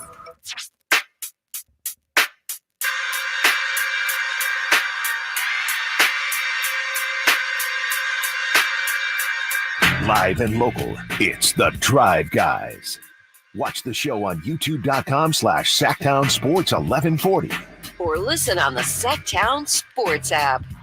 Top of the hour, former Kings coach, former Warriors coach, current USC men's basketball head coach Eric Musselman is going to join us. So we've got that coming up. And before we get to another edition of Would You Eat It? By the way, I would not, definitely would not, but we'll see how you feel about that. Before we get to that, Christopher Hand asked a question that has to do with one of today's top stories, Drapes in Las Vegas, of course. Christopher Hand asking, how do y'all feel about Westbrook heading to Denver? Yeah, sign-in trade involving the Clippers, Utah, and Denver. And Denver is expected to end up with Russell Westbrook. That's it. Denver's champions again, right? They're back. Yeah. Hey, that was the missing piece, right, Whitey? He's the guy that's going to put him over the top. Yeah. Christopher, I'll direct it, to you. How do I feel about Westbrook to Denver? Yeah, all right. What else we need to talk about? Like, it doesn't move the needle for me. It's a Hall of Famer going to Denver, yes, but the guy is, not in his prime. He's a good role player, a solid role player for them, but I don't think this, puts them in a different category or an elite category that they weren't, before this signing. So good for them. He's all right, but I'm not losing any sleep, when we get ready to play them during the upcoming season. Yeah. Over the last few days, as we've been putting together our list of the teams that did worst in the West in the offseason, Denver's consistently been at or near the top, and they're still at or near the top for you, huh? Even though they got Russ coming to town. Yeah, I think so. I mean, when you look at it, losing KCP is massive for the Nuggets. And KCP was part of their DNA, part of their fabric, if you will. A true 3-and-D guy. Westbrook is, a defensive guy now, but he's not a three-point shooter. And so I question the fit there in Denver, but it doesn't move the needle for me, man. I still think they're probably the third or fourth best team in the Western Conference. It almost reeks of desperation, doesn't it? But I think of their options, it's probably the best move for Denver to make. But it just seems like, wow, we're up against it. We got to do something. How about Russ? I know their GM, Calvin Booth, had said, I think we need some help in the backcourt. This was before we knew about the trade. We're going to try to continue to identify that, survey the market. We have a roster spot left. I think we can add a high-level guard. We will be happy with that. So it sounds almost like, we're in bad situation here, but this is about the best we can do with it. And hopefully, we'll get lucky and Russell turn into Russ again. Yeah, and I also think the new CBA is messing with Denver a little bit. They got to re-up on Jamal Murray too, and he's about to get a $40 to $50 million contract. And so I think this new CBA and the aprons and all that, they don't want to wear that really apron, making teams. Yeah, especially the second one. Maybe they might wear one apron, Whitey, but they can't wear two aprons. That second apron is a little too much for them. Yeah, they want no part of that second apron. The commissioner talked about that, by the way. We'll get into that a little bit next hour, I think. But, he went into the apron, and I think the bottom line is, he was asked about what this means for the teams. Does it make trades too hard? I just think it's too complicated. The current situation for fans, a lot of media members. There's people that are capologists, and even they have to, I think this means this team has this much, but I'm really going to have to get in and crunch some numbers. And if those guys don't know, what chance do the rest of us have? Yeah, and I think the Commissioner Adam Silver even addressed that by saying maybe we'll come up with some sort of trade machine that, fans can do where the salary cap is actually, factored into it, where fans can, to make it more fan friendly, because you're right, man. Like, people are proposing trades and talk, and they just won't work in today's NBA. And so Yeah, it's just first apron, second apron, taxpayer, MLE, non-taxpayer. Like, it's just too much right now. Yeah. Way back when, Team A would trade so-and-so to Team B for some other guy. And you could look at it and go, who's the better player? Who's getting the better deal? But now it's like you don't know why teams make trades. Do they like the player? Do they just need a matching salary? Are they going to waive this guy? Are they going to buy him out and then someone else is going to get him? It's just so it's harder to be interested in it. It's harder to be invested in it when you don't understand why they're doing it.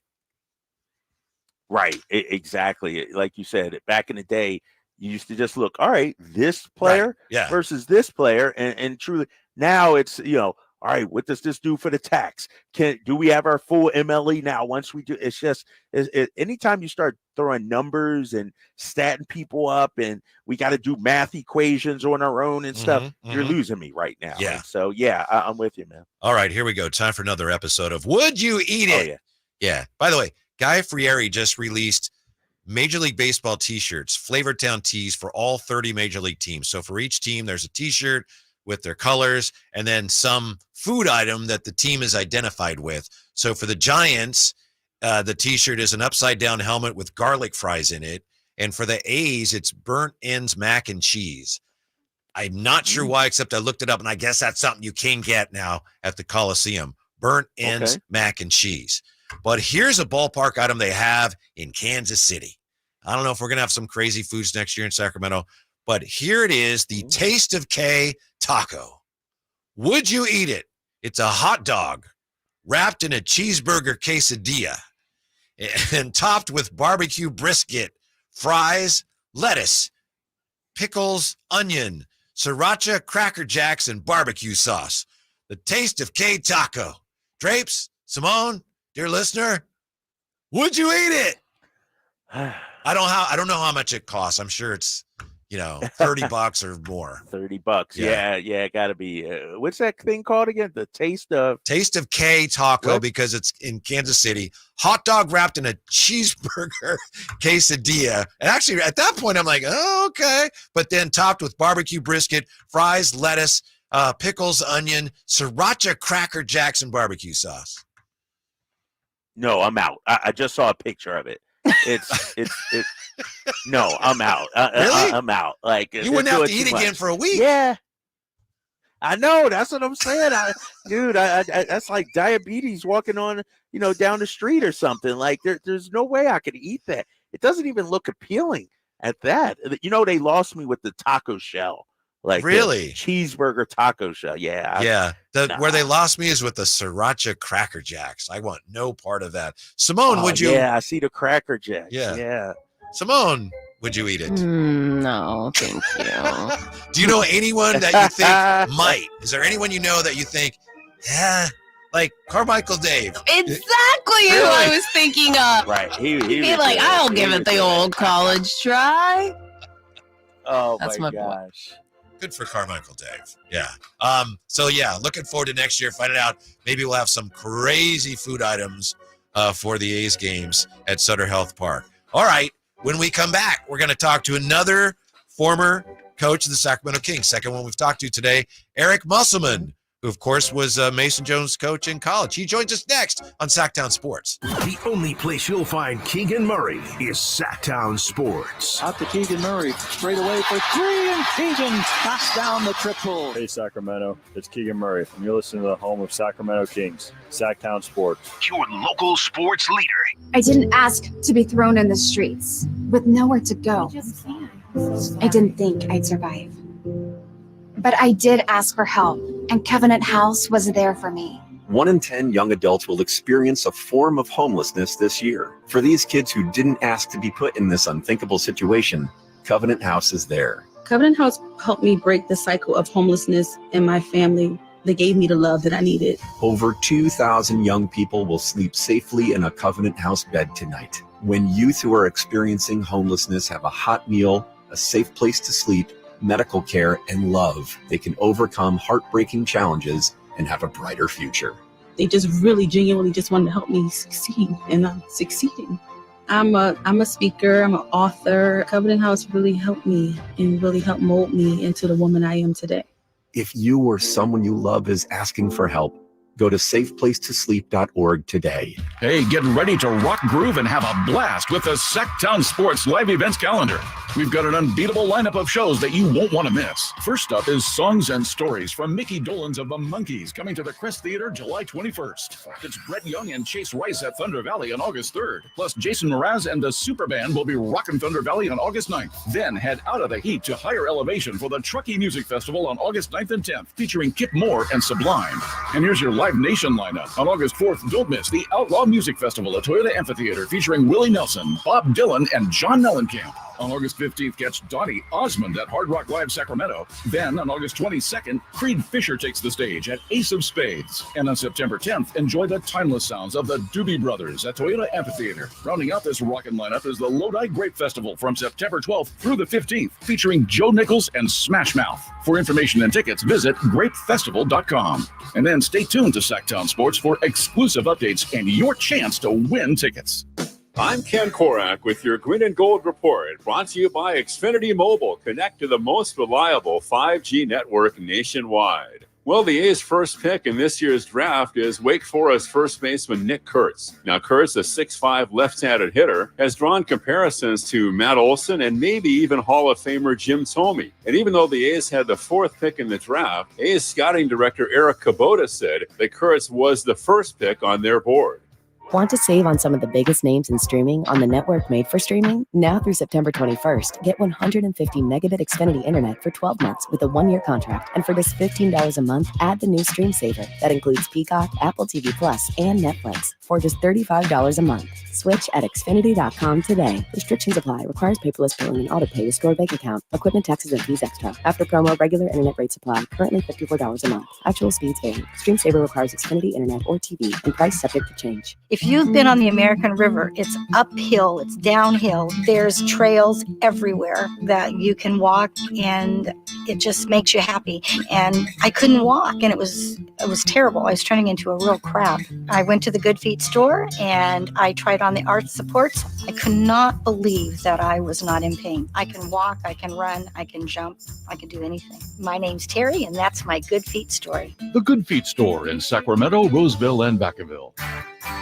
Hey, it's Carmichael Dave for American Energy Heating and Air with a question. Have you recently had a technician diagnose your HVAC system and you were a bit surprised at how much it cost? Or did something seem off about their quote? Because at American Energy, they take pride in giving you honest, straightforward solutions to get that system up and running. Have their qualified technicians come out and give you a free second opinion. It's free. You got nothing to lose but some dollars off of that original quote. They're making the uncomfortable comfortable. They've been doing it since 1981, serving the greater Sacramento area. A+ with the Better Business Bureau. That's why they keep having customers coming back for more and more and more. You can call them and set that appointment at 916-520-9990. That's 916-520-9990 or AmericanEnergyAir.com.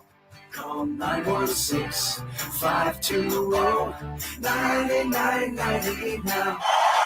From the Power Business Technology Toshiba Studios. Your home for Kings basketball for over 25 seasons. No look, Bibby to Weber, down the lane, flying jam. There's your play of the night right there. It's inside is Sabonis, a two-hand rip, a brilliant pass from De'Aaron Fox. KHTKAM Sacramento, KYMX HD2 Sacramento. Sactown Sports. Hello, friends. I'm Simone with your leaderboard standings from the first round of the 2024 Open Championship. The Englishman Daniel Brown sits solely atop the leaderboard with a 6 under, followed by Shane Lowry of Ireland in second with 5 strokes under, and our very own JT Justin Thomas also seemingly enjoying the Scottish links with a 3 under at 3. Tiger Woods finished the arduous day with an 8 over, and we'll have your projected cut line going into the weekend tomorrow afternoon right here on Sactown Sports. Your update this afternoon is, of course, provided by Naturewood Home Furnishings, where it is all about choices and always about quality. Welcome back in to the final hour of the Drive Guys.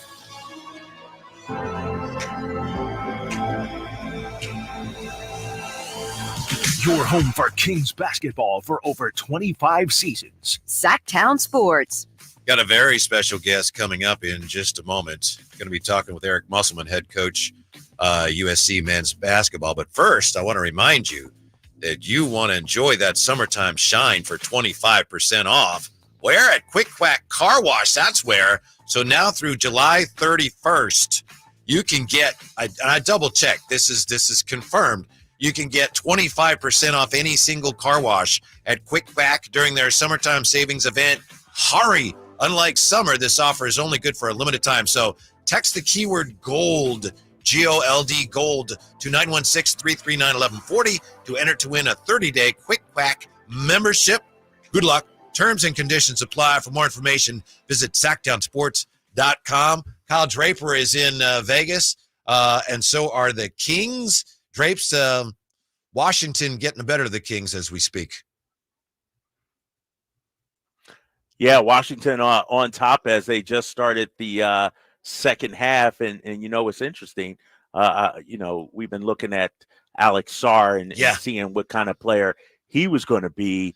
So far, Alex Sarr in this game, 1 for 3, 2 points, an assist, 3 assists, a steal, a block, 5 rebounds. So he's filling the stat sheet. Not many points, but he's filling the stat sheet. Right okay. Also in Vegas is our next guest, who has a long and glittering coaching resume, currently head coach, USC men's basketball, of course, former coach of the Kings and the Warriors.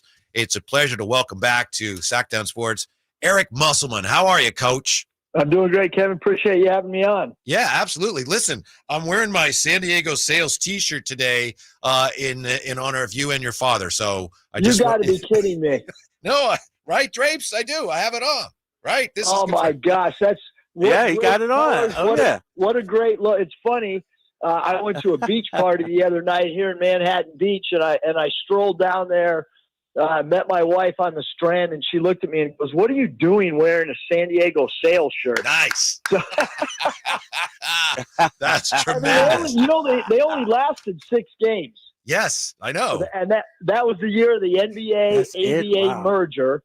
And the owner of the Sales actually found out through a woman he was dating that worked in the NBA league office that the Sales were not going to be part of the 4 teams that went into the merger. And so the guy folded the team.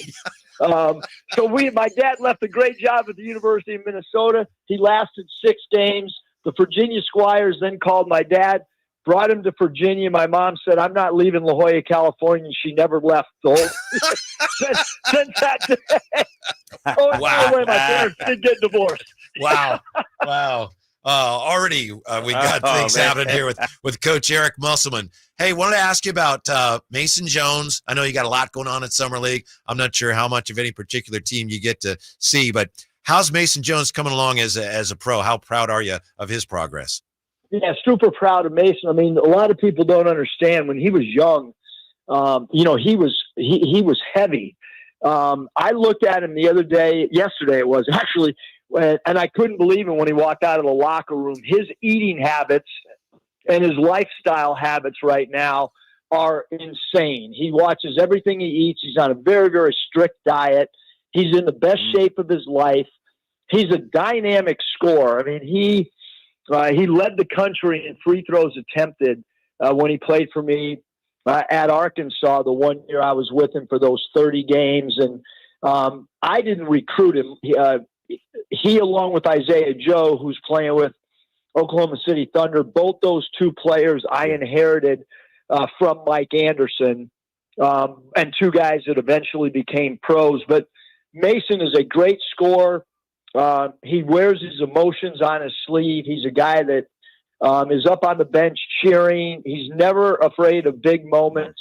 He made some big plays yesterday, and then New York, had a great side out of bounds play, and they got the ball downhill to win the game. But it was one of the better summer league games that I've seen. Hey, Coach Kyle Draper here. I met you yesterday before the game. We chopped it up a little bit. I do play-by-play for the Kings. Appreciate you jumping on with us. Another guy you might be familiar with is Keon Ellis. Went to Alabama. What do you remember about preparing to face him and going against him as a college coach? Yeah, Keon, is a guy that can really score the ball. He's been well coached.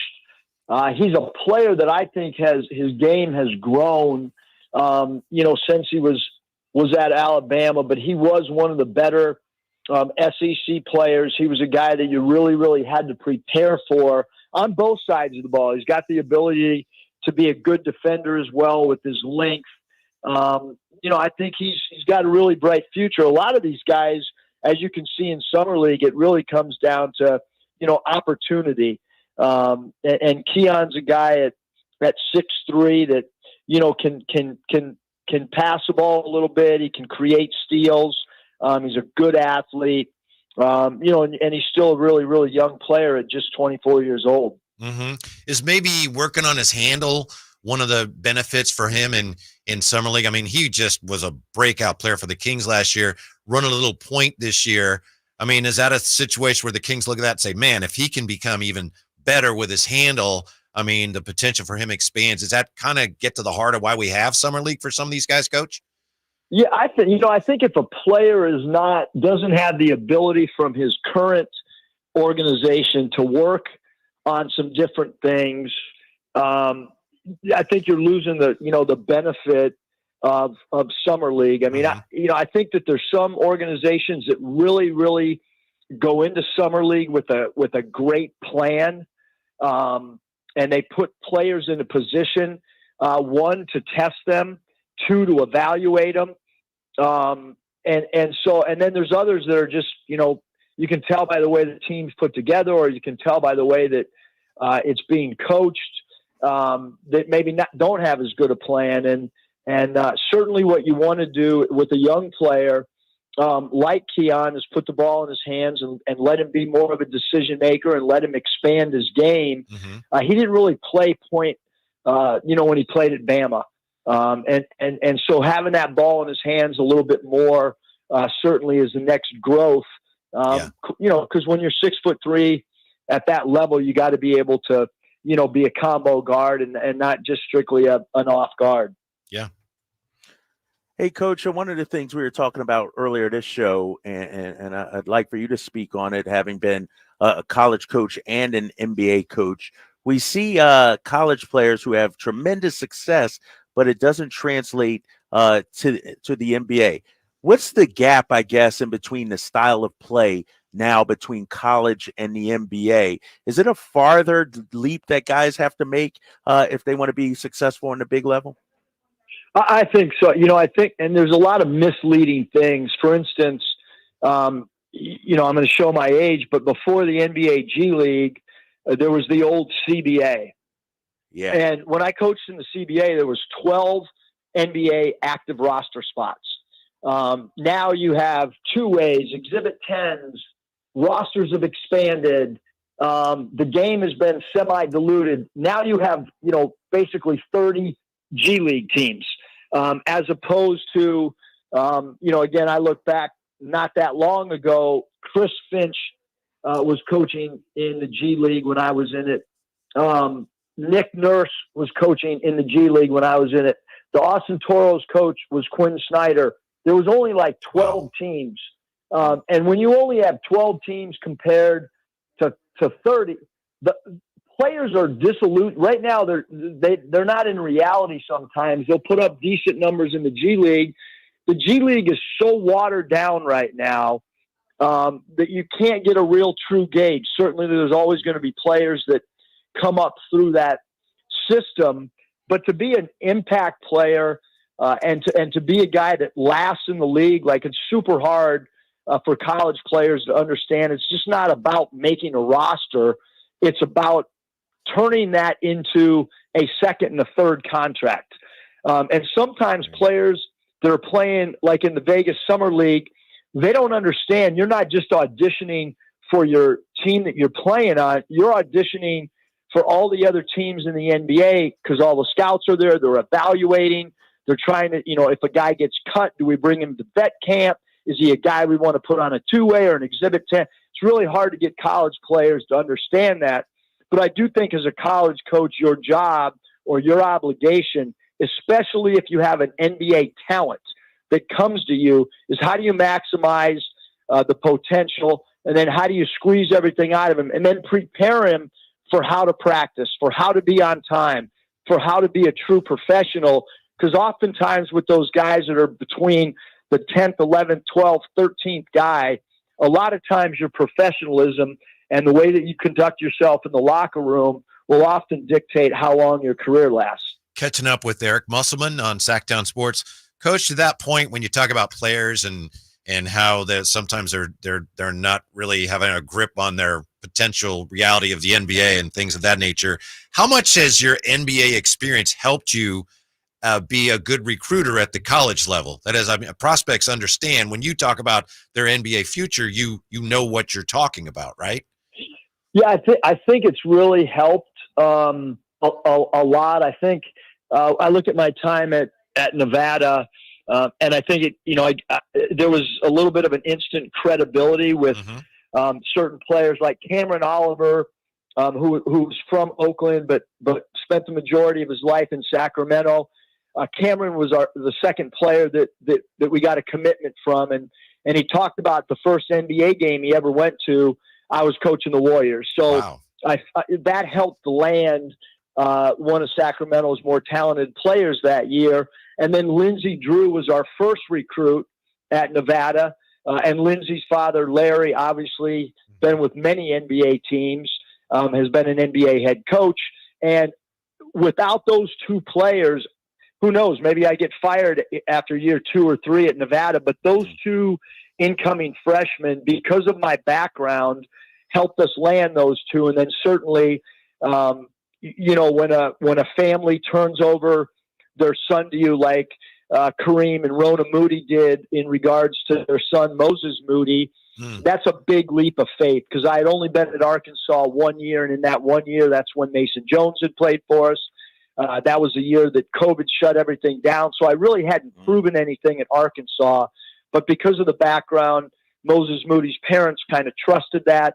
And it certainly helped last year. We had 3 players that were one and done players, and Anthony Black, who was a lottery pick to Orlando, and Jordan Walsh went in the early second to the Celtics, and Nick Smith was a first round pick with Charlotte. So wow.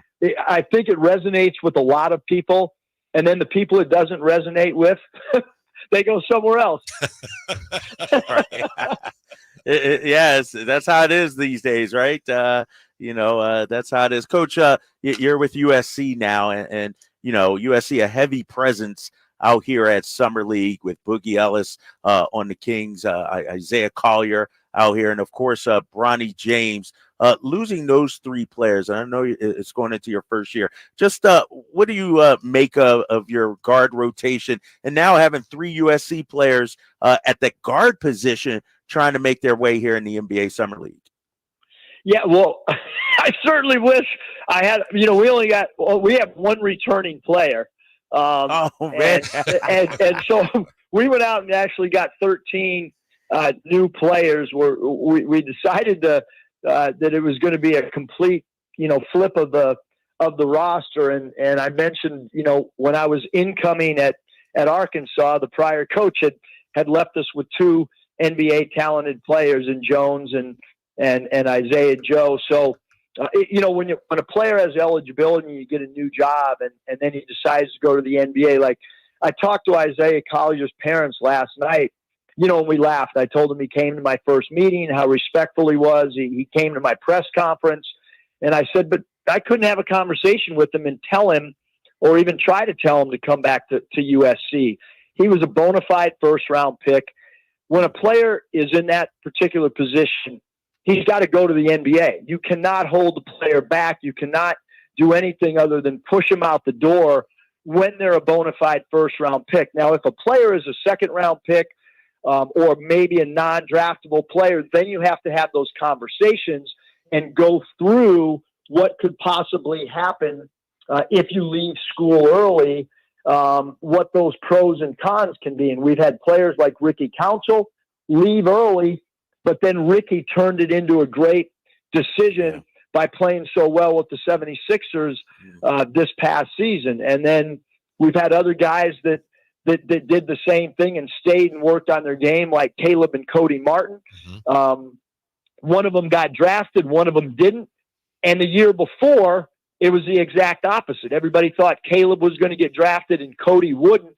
And so you just never know how it's going to play out. But a lot of times what players don't understand is if you can refine your game, regardless of age, if you're ready and you've covered up some of your holes and improved, it oftentimes allows you to have a longer career. And I think Cody and Caleb are going to be great examples, as will Ricky Council to some degree as well.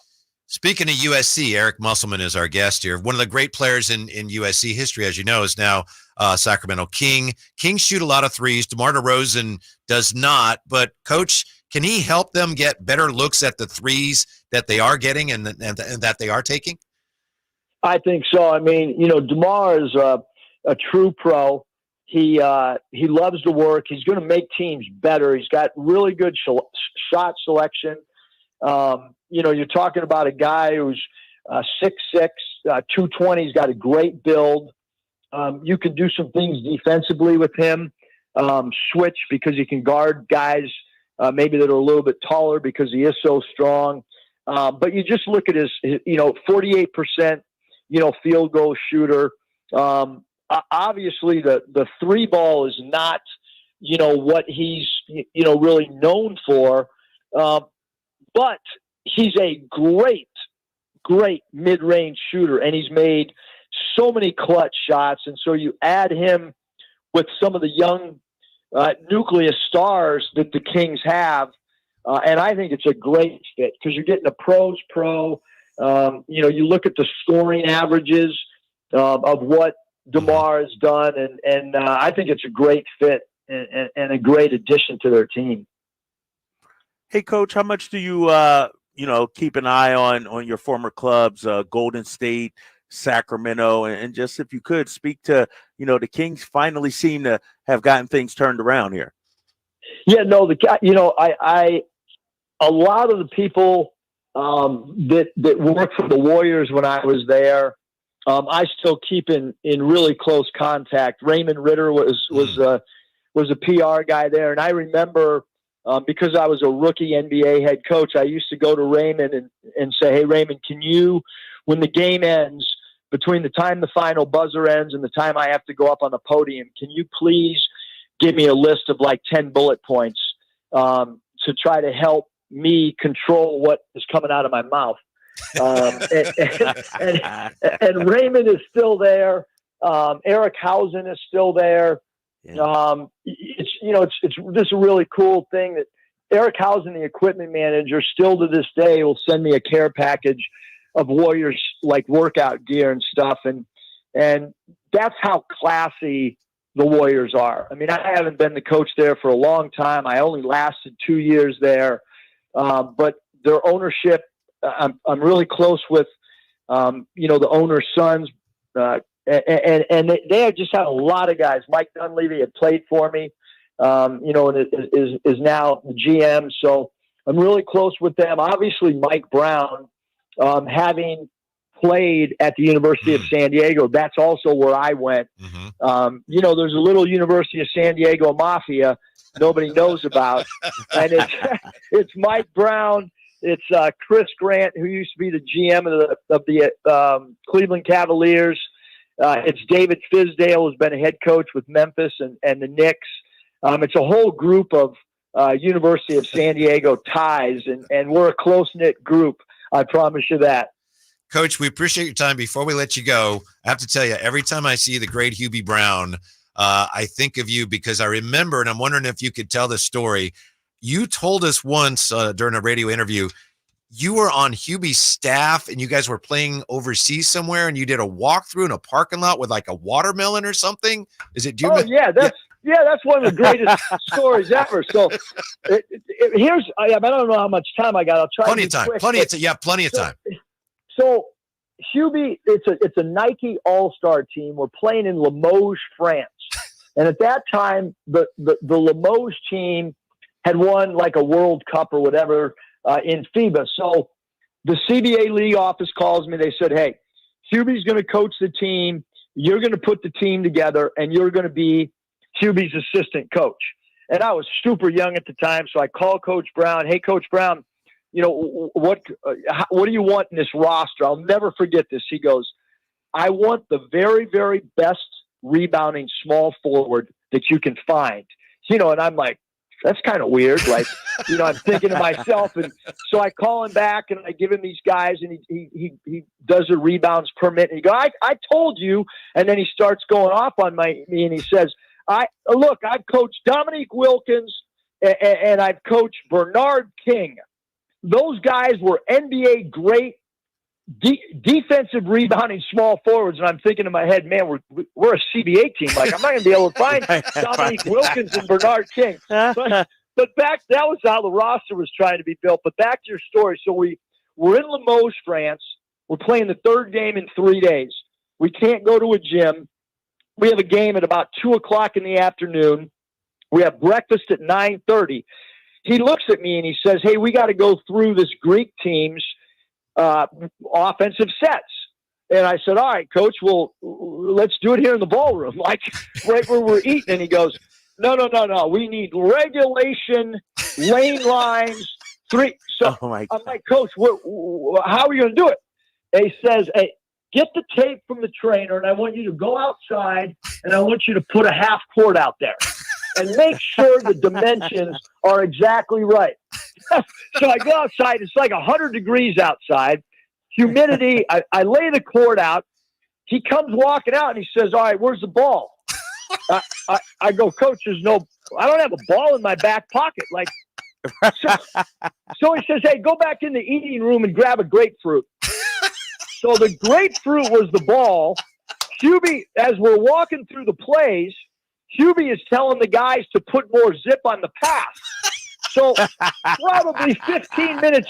Now, look, a grapefruit, when it starts squirting, that thing gets in your eyes and it's really sore. Yeah. And so the juice started going everywhere. It was in guys' eyes. Darren Morningstar, who was one of the players, he called me over and he said, Muss, this guy's crazy. Hubie's one of the guys that, like, to me, is the most legend of all legends. I've never been around a coach that's a better X and O coach.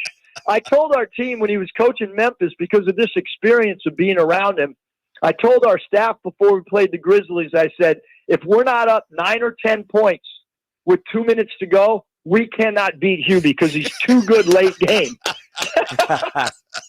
That's tremendous. Coach, congratulations on the new gig. We hope you have a great summer. Thank you very much for your time. We enjoyed it. Hope you did too. Yeah, thanks, you guys. Appreciate you having me on. All right, take care. All right, Coach. Eric. Take care awesome, now. That story, I heard that story once before, but it's better than I remember. That's a pretty good story. Yeah. All right, when we come back, parity or dynasties, which is better for the NBA? And we'll go over some of the things that Coach Muss told us about some of the current Kings. Next with the Drive Guys on Sactown Sports.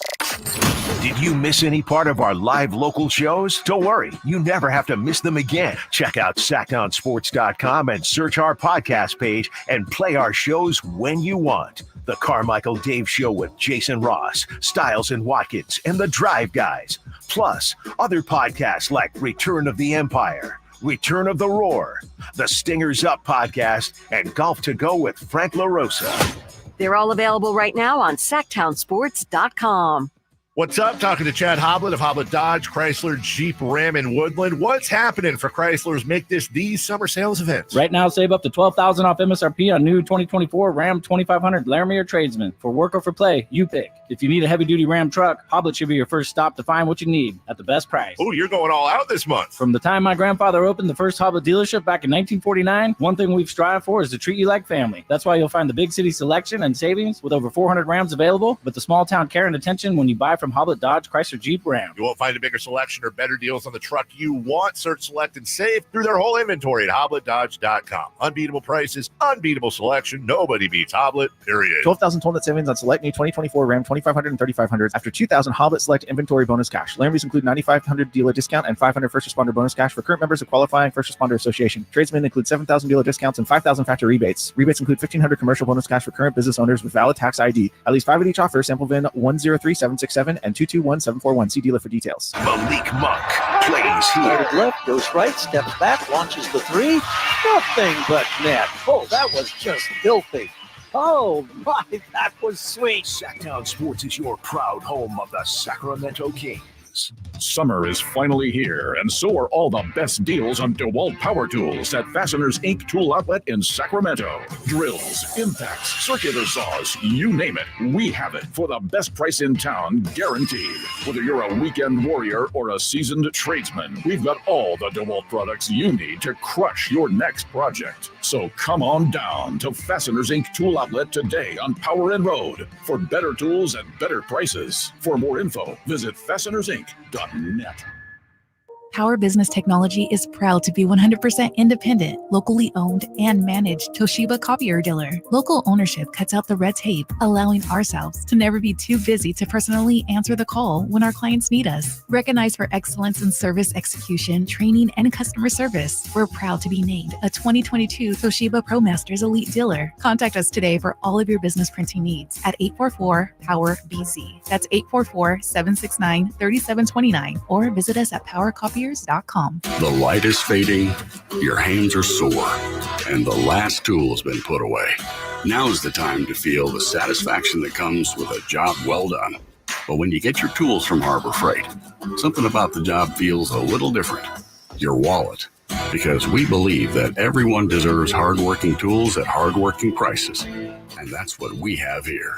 So, whatever you do, do it for less at Harbor Freight. A Gain Scent Bead story.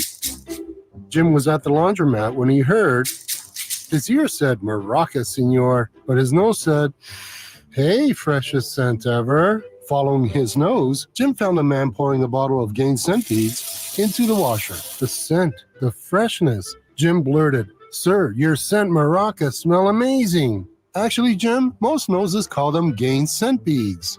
Try Gain Scent Beads, way fresher than detergent alone. Golf to Go is brought to you by the Hagen Oaks Golf Super Shop. Here's Frank LaRosa. We golfers tend to grumble too much. Golf Monthly's Nick Bonfield compiled our biggest complaints. They include our own game. The refrain, "Is it going to be another one of those days?" should maybe be realigned and set about the next shot with positivity. Next is our equipment. We always blame our tools, even though they were just along for the ride. Course conditioning is another gripe, and maybe you should try getting up while it's still dark, whether it's 108 or 32 degrees, and deal with global warming, limited budgets, and sustainability. And then go hug your superintendent for what they do. Dress codes get a lot of attention. Some feel the tradition should be maintained, and others are comfortable in T-shirts. It's a game, people. Also in the mix are rules of golf, slow play, the World Handicap System, tee time booking systems, bad luck, and more. I say you get out of it what you're willing to put into it. You're on a golf course, your phone's not ringing, and you might make a birdie or two. Enjoy the moment. There's lots of time left in the day for complaints. That's your Golf to Go. I'm Frank LaRosa. The sun is searing, and so are the deals at Premier Pools and Spa's Sizzlin' Summer Sale. With scorching savings on new pools, seize your summer and snag thousands in discounts. Don't let these deals melt away. It's the Sizzlin' Summer Sale only at Premier Pools and Spas. Subscribe to Sactown Sports on YouTube and watch the Carmichael Dave Show with Jason Ross, Stiles and Watkins, and the Drive Guys. Live Monday through Friday from 6 to 6. Plus view archive shows and exclusive content. Subscribe at youtube.com/Sactown Sports.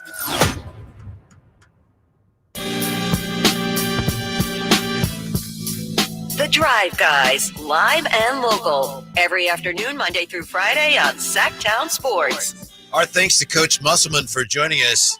Man, that's an incredible Hubie Brown story. Yeah. You know, the thing about Emus is I've had the privilege of doing a number of interviews with him on radio. And, you know, whether you're whatever market size or whatever day part, he brings it. And I think, you know, on one hand, he's a good guy. But I think Drapes, he realizes, he may have spoken to this in the past when we've had him on. He realizes there may be some kid listening to him right now who's a really good basketball player who someday is going to be trying to decide where to go to college. And if he hears, hey, I heard Musselman. I mean, he knows what he's doing. Yeah. He knows how to play the game. Yes. Yes. Exactly. Yeah. No, that was my first time. I met him yesterday and we talked yesterday briefly, but I had known him. I know his wife and have known his wife for about 20 years. But this was my first time, he's a personable guy. He's, I was glad we were able to get him on. Yeah. His wife is a TV anchor, or is she not? She used to be. I don't think she does it. She used to be on ESPN, host Sports Center and all that. I think now, I don't think she's working in the broadcast industry. They've had a number of kids over the years too. So, How are the Kings doing right now, Drapes? I got down by 5. I don't know if you're a little ahead of me right now or not. Down by 5. We're on the same page right there. Boogie Ellis playing his best game of the summer. He has 14 points. Colby Jones, just 3 of 11, 8 points. Mason Jones, 8 points. How about this stat line, Whitey? Mason Jones, 8 points, 5 rebounds, 5 assists, 3 steals. Look at that as well. Yeah, he's filling up the box score. Yep. Alex Sarr, the number 2 overall pick, in 21 minutes of play, 2 points, 9 rebounds, 3 assists, a steal and a block. Drapes, I apologize. I shouldn't ask you this question because I don't know the answer. But I just was glancing up here and I saw as we were coming back, they showed a replay before they went to commercial on the telecast. And somebody on Washington, it might have been Sarr, went up for dunk, and somebody on the Kings had a tremendous block. But I don't know who it was because, again, I have the sound off, and I was looking at something else. Did you by any chance catch that? And I apologize if you did. No. Okay, it was a tremendous block right at the rack, and I'm wondering if it was Sarr that was trying to put one down. So apologies. We'll have to find out what that was about. It was tremendous. Tremendous defense by the Summer League Kings. All right. Yeah. Defense by the Kings. That's what I'm talking about. Let's go. That was great. When I first found out we were having Coach on, I did not make the connection. Mason Jones. So he's also got, as he said, he's got Anthony Black there. So that's got to be so cool, right? As a college coach, and you're going to check out your former players that are in the NBA. That must be awesome. Yeah, exactly. And when I met him yesterday, he said, I'm going to go get a picture of Boogie. And when I hear Boogie, I'm thinking, darn, DeMarcus Cousins in the building? Where's and he's like, no, Boogie Ellis. And I'm like, oh, so yeah, he's a man of the people, man. And I forgot about his time in Nevada with Cody and Caleb Martin, right, as well, and the players he's touched up there, too. So he's carved out a great college career, no doubt. Remember the crazy stuff where they had a win up there and he took his shirt off? Remember that? Oh yeah, yeah, I do. All right, hold on, Whitey. I got breaking news. Yes, I got breaking news. Breaking news. And I need when it I breaks, need your help. We have it first. It's Sactown Sports breaking news. Dang, Simone, I didn't know you were going to play the stinger. I mean, it's not that big of a breaking news. Breaking news. I mean, it's breaking news. I just got the notification from Southwest Airlines. Oh. My flight has been delayed. 9:25 it was supposed to take off. 11:12 it's taken off. Wow. Devastating. I'm thinking I might as well just stay the night then, right? Like, Glad we hit the sounder. Yeah. I know, Do we have a buzzer? Can we buzz that breaking news sounder or something? No, dude. I didn't tell Simone to hit the button or anything, but it is breaking news in my life. I don't blame her. She hears it. Hey, we have breaking news. I need your help. Boom. You're She's like doing her looking job. at your phone. Right. That's where I got my boarding pass. What are you talking about? Wow. I'm sorry, but don't. Not exactly a Woj bomb. What should I do here? I got a couple extra hours. Flight and come home. That's what you should do. Go to the Sphere. Go to the fountains. Don't they have some crazy roller coaster there? Do that. Yeah, they do got a roller. Yeah, they do. I don't know. I got to figure it out. Maybe I'll hook up with my boy Frank, who won $250,000 on poker, and maybe he can treat me out to dinner or something like He's that. already going to the steakhouse, he says. Oh, he says he's going to the steakhouse? Yeah, you hungry for some steak? Oh, he says, my bad. He's at the sports book. He's had 4 beers. But no, I got a Asian fusion place that I always go to in Vegas, and I haven't been yet, so I'll probably go there. And then, so hang it's like out a little bit. 2 extra hours you got, basically, right? Did I understand? Basically. Right? Did I understand the breaking news correctly? Yes. Yeah. Yes. Go to a game. I'm I sorry don't know. You're already there. Well, I'm sorry to hype you guys up. You thought we had signed somebody or made a deal or something. No, my flight just got delayed. I thought John Collins is coming to. Right. Oh, no.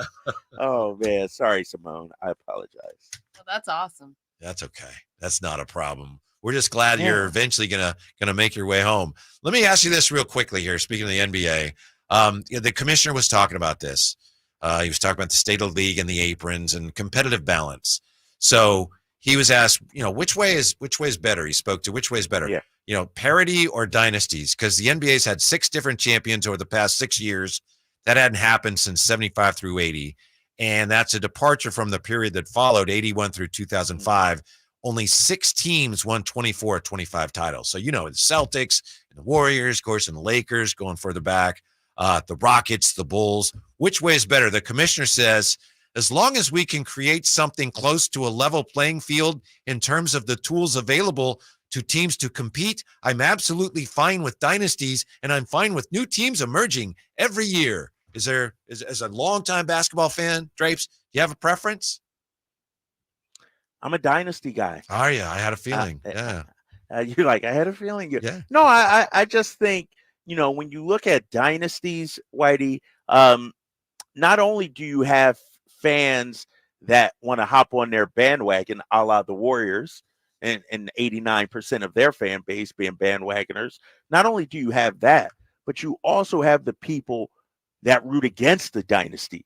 You know what I mean? That's sort of like, no offense to, the Raptors or the Bucks or whoever it's been over the, last 6 years, the Nuggets, like if you're a one and done or a fly by night team, it's like, all right, that was a nice story. We move on.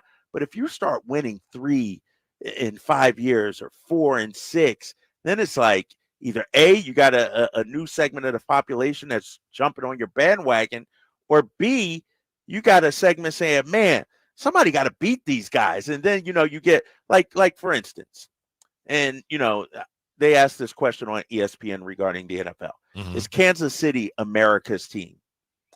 And I'm not going to say they're America's team, but now you have people that love KC, but also are rooting against Kansas City. Same thing with the Patriots when they were winning all their championships. You had people that loved the dynasty, and you had maybe even more that hated it. Indifference is something that you don't want in sports. I don't care who wins this matchup. There's a winner and a loser for a reason. And I think a dynasty promotes that, man. I think in the short term, I understand why the league wants more fans to feel like we could win the championship. But when you look back at basketball history, if you have any interest in that, people don't talk about, what do you remember from basketball history? Oh, I remember when the Sonics won in 79, or even, the Blazers were great in 77. Oh, the 77 Blazers. No, they remember nobody talks the about dynasties, right? Yes. The drama of the building of the dynasty and all the saga of the team trying to stay on top. And when they eventually lost, did they get back on top? That's what we remember. And that's really, I think, what we're watching for. We want to see greatness because greatness inspires you. Parody is not really inspirational. Right, exactly. And here's the thing, too. It's sort of like the NCAA tournament. Everybody loves upsets in those first few rounds, but no offense, you don't want St. Francis going against College of Charleston in the championship game. Nobody, we want the great blue bloods. We, in the NBA, we want the star players. We want the LeBrons, the Stephs in Sacramento. We want our guys, we want the Celtics. And so, to your point, man, it's all fine and dandy, during the regular season. But when it comes time to win, we parity is not a good thing. We want, dynasty, and we want to measure teams up against greatness, past greatness. Are they as good as the Jordan Bulls? It's Warriors 73-9 team. Could they beat Chicago? The Lakers, Kobe and Shaq, were they better than Magic or Kareem? Like, you're right, man. Like, dynasties are what, sports are remembered by. Mm-hmm. I want to see great teams more than I want to see a lot of pretty good teams that are evenly matched play good games. No, we want greatness.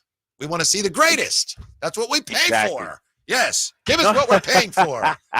Real quick You're here. 100% right. Yes, yes. Mitch has been hanging on. 339-1140, 1-800-920-1140. We'll head to the East Coast, see what's going on there with Mitch. Thanks for hanging, Mitch. What's up? How you doing, Whitey, Drake? Thanks for taking my call. Yeah, what's up? Yeah, what's up, Mitch? Yeah, Johnny, you had 12 points, but 1 rebound, no assists. You better get in there. Something. Not everybody can be a great 3-point shooter. You have to be aggressive. But yeah, Timmy, I hope they make a trade and then one more move for the Kings. Uh-huh. I don't think Timmy should be because he wasn't even drafted, and I just can't stand Gonzaga play. That's to me. Oh. It reminds me. This summer league, it's going too long. You got the Olympics coming along. It's like they're like Seafields from the Seinfeld episode with Kramer. Uh-huh. That's all Timmy is. They just have to get 12 guys on each team and just play again.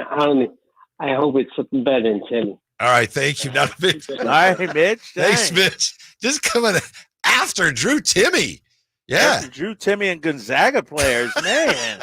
What about our boy Sabonis? Geez. Lumping them in there. My God. So yesterday we went from Coach Savage, I think they should start him, and then here we are 24 hours later. Get that guy out of there. I can't stand him. So we've covered the gamut.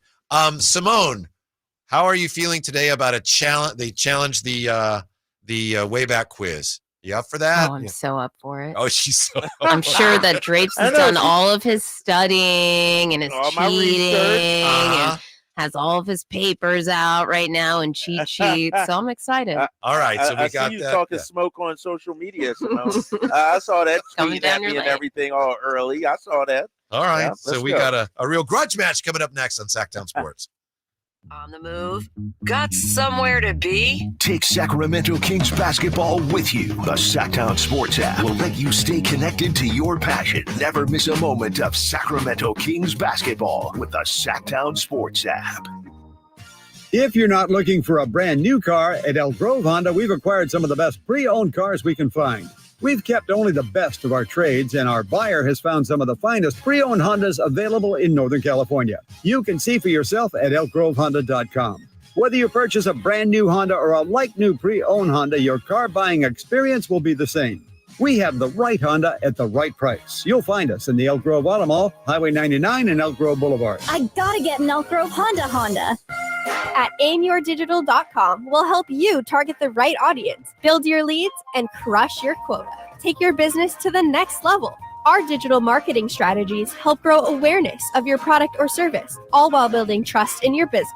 Our approach involves leveraging multiple tools and strategies to deliver exceptional results that are customized to your unique business needs. Don't wait to run out of sales leads. Keep your business growing. Get started with aimyourdigital.com today. The Open Championship celebrates its 152nd anniversary this month at Royal Troon in Scotland. Hi, this is Frank LaRosa with a word about Naturewood Home Furnishings. The game's top players assemble for a chance at the coveted Claret Jug.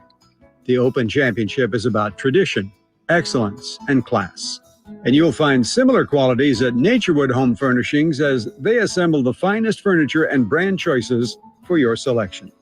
When you visit Naturewood, you'll be amazed at the gallery of superior furniture available for your lifestyle, for your decor, for your home. This weekend during Naturewood's bedroom sale, you're sure to find the perfect piece you've been searching for. Naturewood is proud to bring you Open Championship updates on this station and proud to offer you the finest furnishings available. Naturewood Home Furnishings, off Highway 50 at Hazel. Look for the Waterman. Big O Tires proudly sells our own brand of innovative newly designed tires, like the Bigfoot AT2 with improved all-terrain traction, and the Legacy All-Season Plus that keeps you on the road in any weather, with every set backed by our ProTech Plus warranty. And right now, get $80 to $100 instant savings on 4 select in-stock Big O brand tires with installation purchase, now through July 28th. Big O Tires, the team you trust. No carryouts, not valid with other offers. Eligibility may vary. Disposal fees extra and shop fees extra where permitted. See store for details. Carmichael Dave here for Capital Casino. Sacramento Summertime Heat is back. And, of course, Cap Casino, Sacramento's #1 poker room, wants to invite everyone to soak up some air conditioning, still with the most variety of table games in the region. And, as always, the best food, best service, and the best action, conveniently located in downtown Sacramento. Capital Casino, of course, reminding everyone to please make sure you gamble responsibly. 1-800-GAMBLER.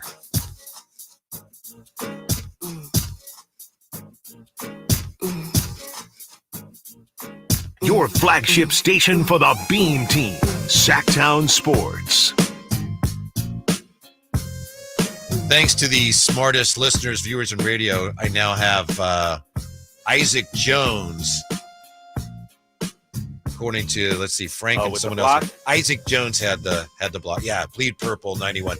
Isaac Jones had the block. It was a tremendous block, Drapes. And it looks like the Kings, just as they were in the last game against the Knicks, could be headed for a heck of a contest down the stretch here. Yeah, they're battling back, a 7-0 run or 9-0 run, something like that, I just saw. So we got a close game going on right now. Mm-hmm. Yeah. So, if need be, I can jump in and do some play-by-play. Please don't. Please don't. Please don't. It was tremendous. It was excellent. Other than not knowing, all the players, I think I did a good job. I think that Keon Ellis, that was a good call on his step. That was a good step call. In 3. Yeah. All right. So we'll keep you updated on that. Right now, though, it's time for the Wayback Machine quiz, and this has really become quite a rivalry here between Simone and Drapes. And Simone, she's minding her own business, and then Jay's out, and can Simone do it? And she's, okay, I'll help you out. Then she does well. Drapes all of a sudden starts going after her character, which is, I don't know if that was like a strategy. Nah. Did I really? Did he yes, really? You did. You said when I shut you out, you said I was cheating. When you're cheating, in reality, when we come down your lane. Yeah. So, my boy Derek Too Shifty has my back. Compio ain't said a dang thing all afternoon. Compio. First comment.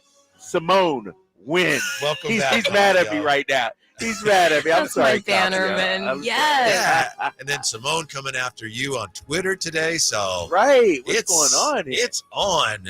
And I think you're the reigning champion, right? Right, yes. Drapes? Yeah. Yes. Get it right. Get it right. Yep. Well, I did. All right. So everything in the quiz today is based on things that happened or things that are related to things that happened on July the 18th. And here are the years. We have Drapes. We have 1940. We have 1970. We have 1976. We have 99, 05, and 2018. 1940, 2018. 2018. Yes. You got it. All right, Drapes, you're up first here. This date, July 18th, 2018, the Spurs trade Kawhi Leonard and Danny Green to Toronto and actually, this is a closest to. Do you want Simone to go first, or do you want to go first? Simone to go first. Okay, Simone, I apologize. Here you go. Spurs trade Kawhi Leonard, Danny Green to Toronto for DeMar DeRozan, Jakob Poeltl, and how many draft picks? Spurs trade Kawhi Leonard and Danny Green to Toronto for DeMar DeRozan, Jakob Poeltl, and how many draft picks? 2. Drapes? Are we talking just first rounders or we're talking second rounders also? Draft picks. 3. The correct answer is 1. A 2019 first rounder. Simone gets the point. Got that. Yeah. So that's how much the price of superstars has right. changed. That's crazy. By the way, with that pick, the Spurs ended up taking Keldon Johnson, so they did pretty good. Ooh, Simone, okay. you got the point, and you're up. 1940, 1970, 76, 99, and 05. 1940, please. 1940. Right. Well, Simone, you have a true false. This day, 1940, true false. Joe Torre was born. True or false? There are baseball players who were born on every date of the year and baseball players who died on every date of the year. Just because of how shocking that sounds, I'm going to go ahead and say that is true, please. Simone leads 2-0. Yeah! A little run here, and she's got the Dude, what was the Joe Torre part of it? Why'd you have to Like, because was that just framing it's his it, birthday. You know, I giving said, it context. it's all related. And this also, when I do this, that it safeguards against people looking these things up. Not that I would have to do that. Yeah. All right. All right, Drapes, you're up. Simone with a 2-0 lead. 70, 76, 99, and 05. 70. 1970. Multiple choice. This date, 1970. Willie Mays becomes just the 10th player ever to do what? 10th player ever to do what? Hit 600 homers, get 3,000 hits, win his third All-Star MVP award. Willie Mays, this date, 1970. What was it again? You got it. Just the 10th player ever to hit 600 homers, get 3,000 hits, win his third All-Star MVP. Win his third All-Star MVP. Sorry, that's not correct. Simone, your chance to steal. 600 is speaking to me. No, I'm sorry. It was 3,000 hits. it! No points scored there. No points are scored. That's unbelievable. Simone is into this. I know, right? And you've Find got the out. lead. Yeah, you get You closer, got Simone. Still. Chat GPT right next to her over there as we do these, but I get it. Go ahead. Well, then Simone. you mean she missed that one on purpose then? Right, So you y'all for know, set? to throw us off guard. Okay. Yeah. All right. Okay. Simone, we have 1976, 1999, and 2005. 76, please. 1976. Nadia Comaneci Oh, becomes the first gymnast to score a perfect 10 at the Summer Olympics. Held where? Tokyo, Los Angeles, Montreal. I remember Nadia's theme, which was that Young and the Restless. And I have to remember not to say my answers out loud because then Drapes just steals them. no. I will go with, and I am just throwing something at the wall. Give me Montreal, please. You got it. Oh my God. this is Montreal, terrible. which means with only 2 points left, Simone has won the match. Simone has clinched the win. Dude, this is terrible. You're this is unbelievable. Where's my guy Derek at? He says whenever Drapes wins, it's good job. When anyone else wins, Whitey's popping champagne. Exactly. I like the underdog, and you're the LeBron of the station. Yes. Where's Jay at? I'd rather face Jay. At least I could beat Jay. Simone's kicking my butt lately. My God. Oh, she played well. Congratulations. Yeah. Thank you. Congratulations. Thank you. You, I mean, you did okay, Trace, but she just, she had a couple guesses in there. She just was on fire today. It was tough to beat her today. Yeah, then when you when she got the closest to one, that really killed me right there. Yeah. You know? Yeah. Like I should have had that. And let me try and think too. So the Olympics, you said LA was one of the choices. Didn't that happen? Was that in the 80s? That was 84. You're Okay, right. yeah, I so think Tokyo was, and 19... I would have said that out loud. So it was just a split Right. for me between Montreal or Yeah. Tokyo. 1960, I think, was Tokyo. Are you guys really looking forward to the Paris Olympics? I wasn't, and I'm starting to get pretty excited about A little excited. Yeah. Yeah, a little love bit. A little it. bit. Mm-hmm. Hey, can I do some play-by-play here right now? Please. I'm watching this Kings game. 4 on the clock. Kobe Jones trying to get into his bag. Mason Jones from 27. Air ball. Rebound. Tipped. 24-second violation. Sacramento had the lead. It's a 1-point game. 27.7 on the clock. You watching this, Whitey? You might be a little ahead of me right now. You're a little ahead of me. No, actually, I think I'm behind. I got 28-6 left. Oh, did they change the time? Yeah, they Maybe. changed the time. We got a minute. Yeah, we got a minute left, and we got a timeout right now, right? Yeah, timeout. Darn. Yeah. Close game, though. Let's see if the Kings can hang on for a win here. Mm-hmm. How much does it matter to them to win this game? It does. I mean, we don't care. We'll forget. But for the guys on the floor, I think it really matters. Oh, yeah, 100%. I mean, we're 1-2 right now. Mm-hmm. You don't want to be 1-3. You know what I mean? And you play to win the game, right? You know, you play to get the W. And so no matter if you score 15, 20, whatever, at the end of the day, your team lost. And I know it bothers Doug a lot. So, hopefully they can hang on here and get this W. By the way, your buddy Compio says, Draper, you put up a good fight. Yeah. No, always. Thank you, Compio. So we'll be glad to have you back in the studio. Everything works out with your flight tomorrow. Did you see what Compio's last comment is? No, what? I'm sorry. What? No. Nadia was by, coached. Yeah.